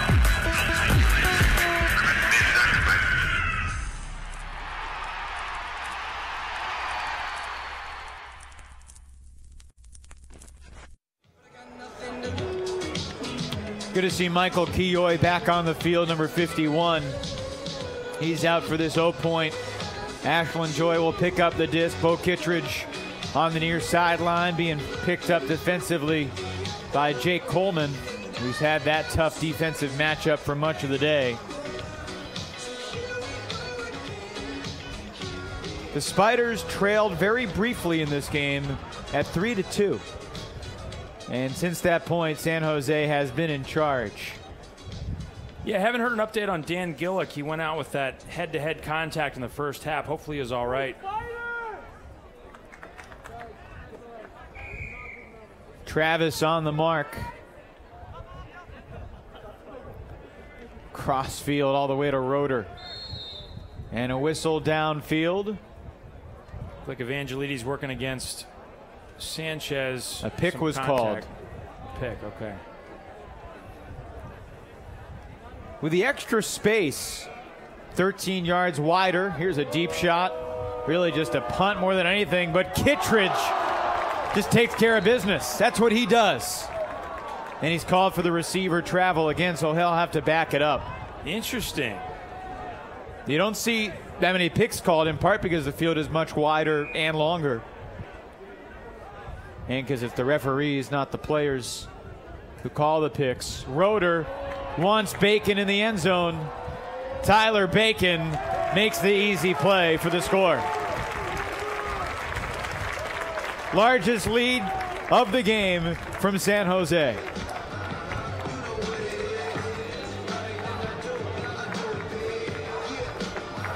Roeder been doing a really good job of winding up and delivering those on-point backhands, just giving his receiver the best chance to make the play. Kind of sees this setting up and just winds and delivers a nice, easy shot. Well, this is the one to Bo. Got lucky on that one. I'm not sure that was a travel. I mean, look at that. It looked like he slowed down, set a pivot foot, didn't see it come up. He might have changed direction, though. In any event, here's the shot deep to Bacon. And we all love Bacon.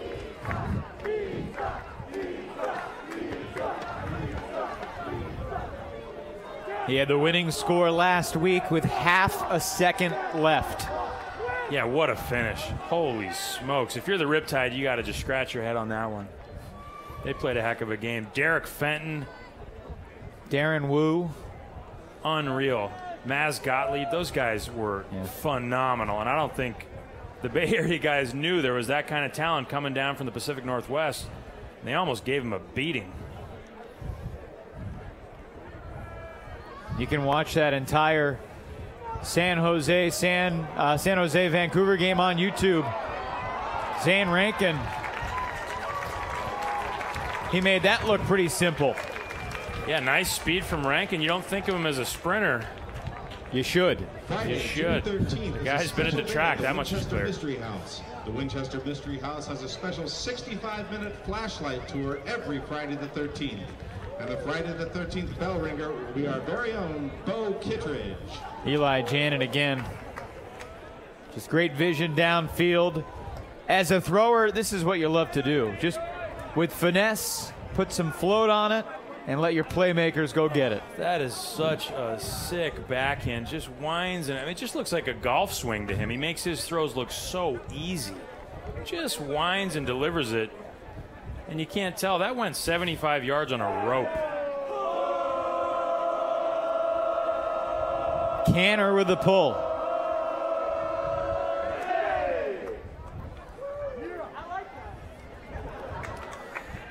Crowd having a good time here.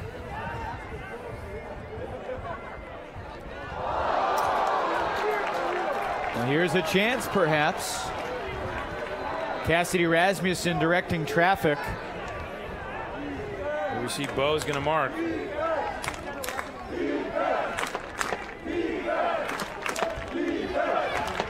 Nothing doing downfield yet. Nice D. Bo, not known for his handler D, but he's playing great D on Rasmussen. And they're roommates, is that right? They are. Pretty sure he doesn't want to get scored on by his roommate tonight.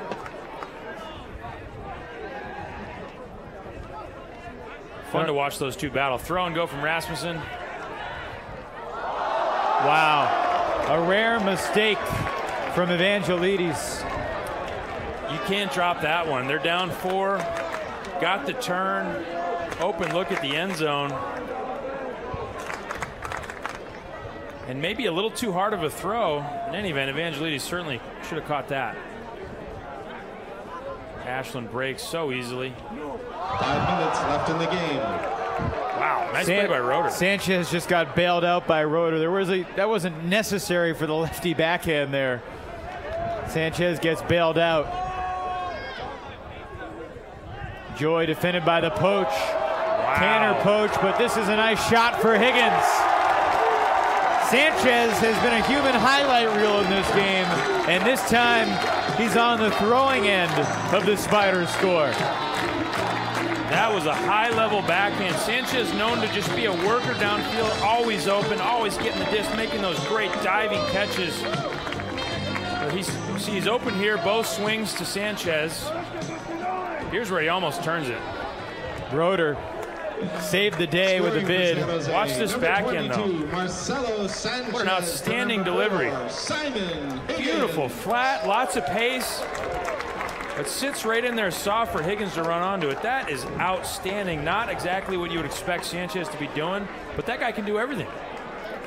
And he also got a nice cut from Higgins, creating separation. He cut from the middle third of the field to the near third of the field, and that's when you teach youngsters how to cut deep. You want to cut from one third to the other to give your thrower an angle. Exactly right. It's really hard to throw to a guy cutting directly away from you, so you want to set up an angle where you can throw it out in front of you. Near poach D there. I'm not sure why 9 didn't go for it.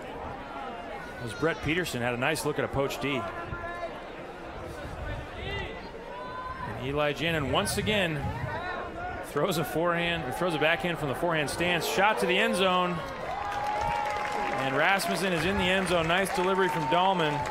So San Francisco not ready to call it a night just yet. 4 minutes left. They pull within 4. The Spiders would the clock is San Francisco's worst enemy right now. Chiropractor. It's almost like San Jose is just totally content trading points. I mean, the Spiders aren't doing anything special defensively either, but they've got the cushion. It's San Francisco who has the pressure on their backs. That's exactly right. And, you know, San Jose is, you know, this is a well-oiled O-line. A lot of the starting O-line guys from Revolver are on this team. So that's the mentality of the O-line is just nice and calm. We're going to take whatever they give us. We're going to punch it in. We're always going to be scoring. We count on our D-line to go out and cause problems for the other team. If you're San Francisco, you want it to be pure chaos out here. You want nothing to be working for either team. You want to just be in a bloodbath. And right now, they're in a shootout with the better team on offense.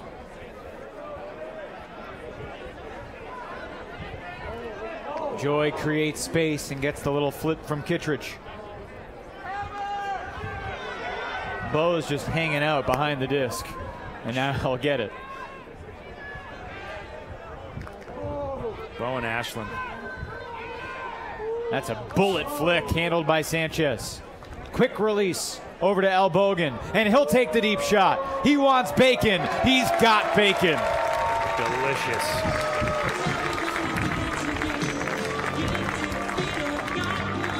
Wow, Bacon having a great game, really attacking downfield. Played his college ball for San Jose at Cal Poly San Luis Obispo. He was kind of a quarterback of that team.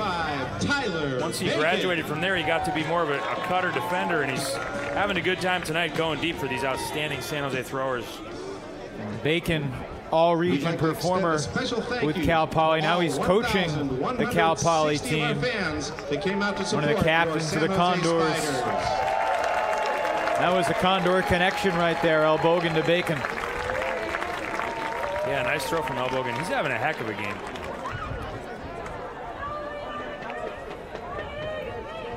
You know, we've seen 3 scores in a minute, so this is not an insurmountable deficit, but it's certainly odds stacked against the FlameThrowers. This is a shot for Dahlman, and what a flick from shy of midfield to deep in the end zone. Dahlman hauls it in. You know, if I'm a thrower, and I like to think I am, if Dahlman's going deep, I'm throwing. I mean, even when you make a bad throw, like earlier in the game when Cassidy floated one up, he goes up and gets it. I think until he doesn't catch it, I throw every time he catches it. Nice shot here from Rankin. Just gets it out, gets some air on it out to space. Keoi's there, but he's a little too far off the play. And Lucas is very fast, very springy. We talked about it a couple weeks ago. He's one of those guys that at top speed can still elevate. A lot of people, they can either jump, they can either slow down and jump, or they can sprint at full speed. He can sprint at full speed and then somehow collect himself and get up. Great double helix pull there from Sam Canner. Double helix when it starts inside out. Or starts outside in rather, and then settles inside out. Very hard to pull off. San Jose's primary goal just to keep the flow rolling. Bo is throwing a bunch of those high release flicks today, and then Joy to Albogan. Oh, goodness. That is incredible. Quick little reset over the top, and Ashland, how quick did he get rid of that disc? Not the first time. I would love to have a stopwatch from catch to throw. It's got to be less than a second, and that was a bomb. That was 70 yards. I mean, in baseball, scouts talk about a catcher's pop time. And, you know, usually 1.8 seconds from receive the pitch to the throw landing at second base. That's elite. I mean, Ashland Joy, in terms of his catch and release, he's in that, 99th percentile in terms of quick release throwers. Yeah, you're right. You could see he caught that, didn't really even set his feet, just threw from whatever position he was in, found his balance, which he's so good at, and just cranked it. And you said it, and you've talked about it before, his balance and his basically his lower body, he's always in control. He's a ballerina out there.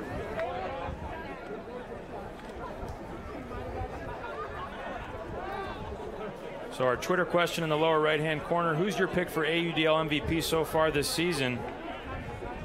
Tweet at Evan Lepler, at Chucktown Now. Use hashtag AUDL MVP. Are you going to give us a definitive answer of if the season ended today, who your vote would be for? Bo Kittredge. Okay. For sure. Best player in the league.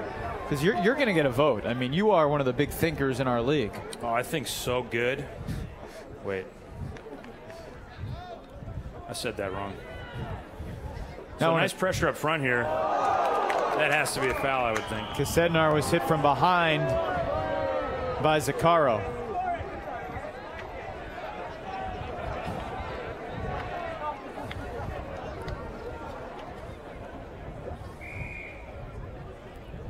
And the next goal here will be our 60th of the game. That's still 11 away from the all-time AUDL scoring record. So now 32-28 with about 2 minutes left. San Jose beat Vancouver 39-32 earlier this year. We had a tweet from Santino asking that very question just a minute ago. This is a heck of a game, though. If you like watching, did you know to watching guys throw goals, you've seen every single flavor of goal so far in this game. To stay on top of all things Spiders. And that was the BMI connection. Eli Jannon to Nick Slovin. Those guys have got to be in the 30s for BMI. Takes one to know one, I guess, right? At least you know that. You said it, not me. Haunted by that metric.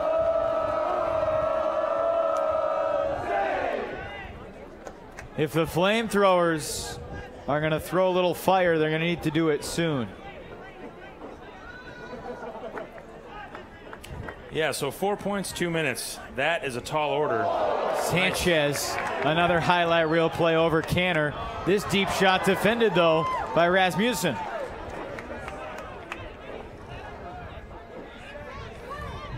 Centers to Bayless. In the middle, Adam Rady.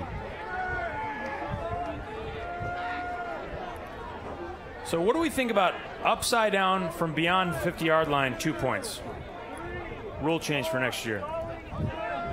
Hashtag AUDL. Sounds a little bit like the NBA 4-point shot in that it's a crazy idea, but it would change the game so much. Be so great. Upside down. If he threw an upside down from here, threw a hammer, 2 points. Think about it. It would change situations like this when you're down 4 with 1 minute to go, that's for sure. Rasmussen to the end zone, and Jake Coleman brings San Francisco within 3.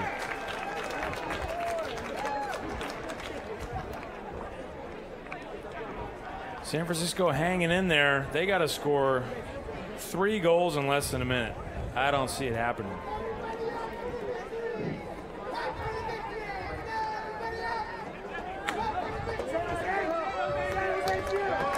Nice shot to the end zone here. Well, here's the thing. This was San Francisco's first break in ages. And that's why San Jose is going to prevail. We're going to give our game disc to Seth, the Get That Block Kid. 54 seconds. And Kawaoka to pull.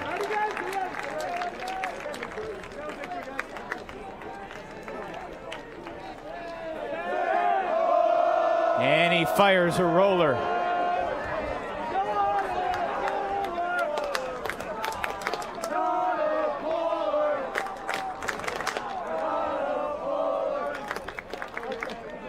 Sanchez has simply been unstoppable,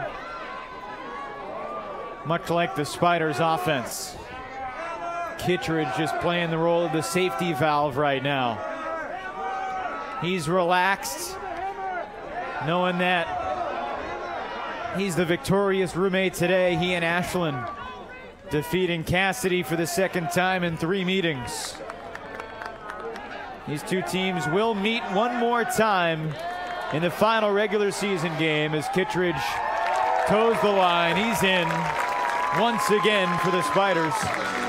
San Jose's at San Francisco on July 12th. It is highly likely that the two teams will meet again the weekend of July 18th and 19th to determine who goes to Toronto for championship weekend.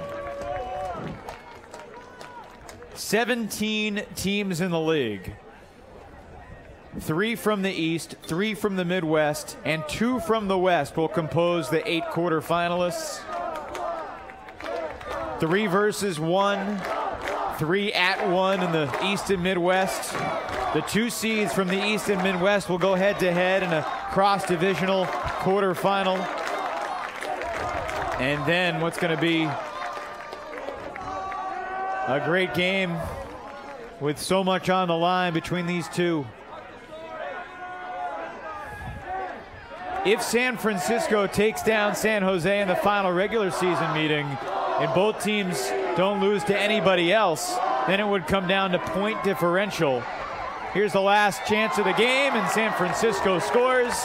All that does is change the final. Dahlman has the final score for the FlameThrowers, but they fall by 3. 63 goals, and San Jose prevails. 33-30, the final from Los Altos Hills.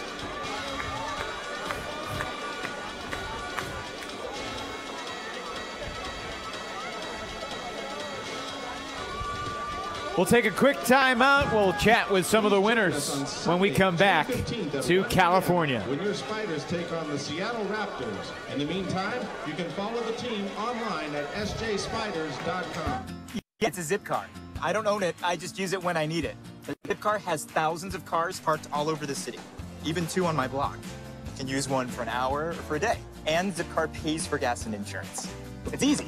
Go to zipcar.com to get your zip card, the key to vehicles parked in your neighborhood and across the globe. For work or play, find a zip car near you, book it, and before you know it, you're on the road. Cars by the hour or day, gas and insurance included. Join for as little as $6 per month at zipcar.com.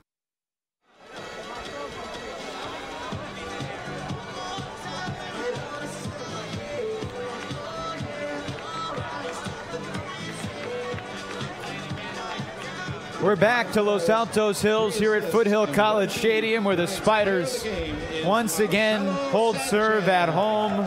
Chapter 3 of the season series belongs to San Jose. Marcelo Sanchez was one of the amazing Spiders in this game, as he is down on the field with Chuck Kindred.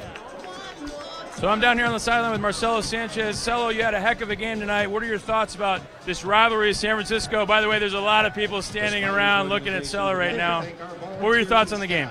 It was just really good to play, just carry on the intensity from practice this morning, and just have a really good game today. And yeah. What's it like playing on Revolver this year? It's kind of different just because we have even more new players, and I was just a new player last year, so it's good to be kind of like a model for another group of guys that are coming in. So, and I've known a lot of the newer guys for a while, since like high school, and yeah. Who's your least favorite player on the field tonight? I think Cassidy. He's doing a lot for the offense and keeping them in the game, and yeah, they were just scoring really quickly in the fourth quarter, even like making it more interesting that maybe they could come back. So he was really doing a lot for their offense. And what are your thoughts about the way the season's going to end? Only one of these teams gets to go to Toronto. Do you think it's going to be you or San Francisco? I think it'll be us, but it's great just to get to play against them a lot, so, and getting to know your teammates in a different way. So yeah, I definitely think we will win it. But yeah. All right, well, thanks a lot, Marcelo. Great game. Good luck the rest of the season. Thank you. We'll send it back up to Evan Lepler. Chuck, thank you so much. What a ball game again tonight. Flat ball. It's the best game you can play. 33-30, and San Jose prevails. The Spiders improve to 8-1, and the FlameThrowers slip up and fall to 7-2. These are two very talented teams that did not play a lot of defense tonight, but the offense was sure fun to watch. And it was great to have you with us for this AUDL showcase here on ESPN. Next Saturday night, we will be in Madison, Wisconsin. The Minnesota Windchill to take on the Madison Radicals. That's a 7 o'clock pull Central Time. That means it's 8 o'clock Eastern and 5 o'clock Pacific. For our entire Fulcrum Media Group team, for my broadcast partner Chuck Kindred, I'm Evan Lepler saying good night from San Jose, where the Spiders look pretty darn good. The Spiders win it by 3 over San Francisco, their Bay Area rivals. We'll see you next week here on ESPN3. Thanks for watching, everybody, and good night.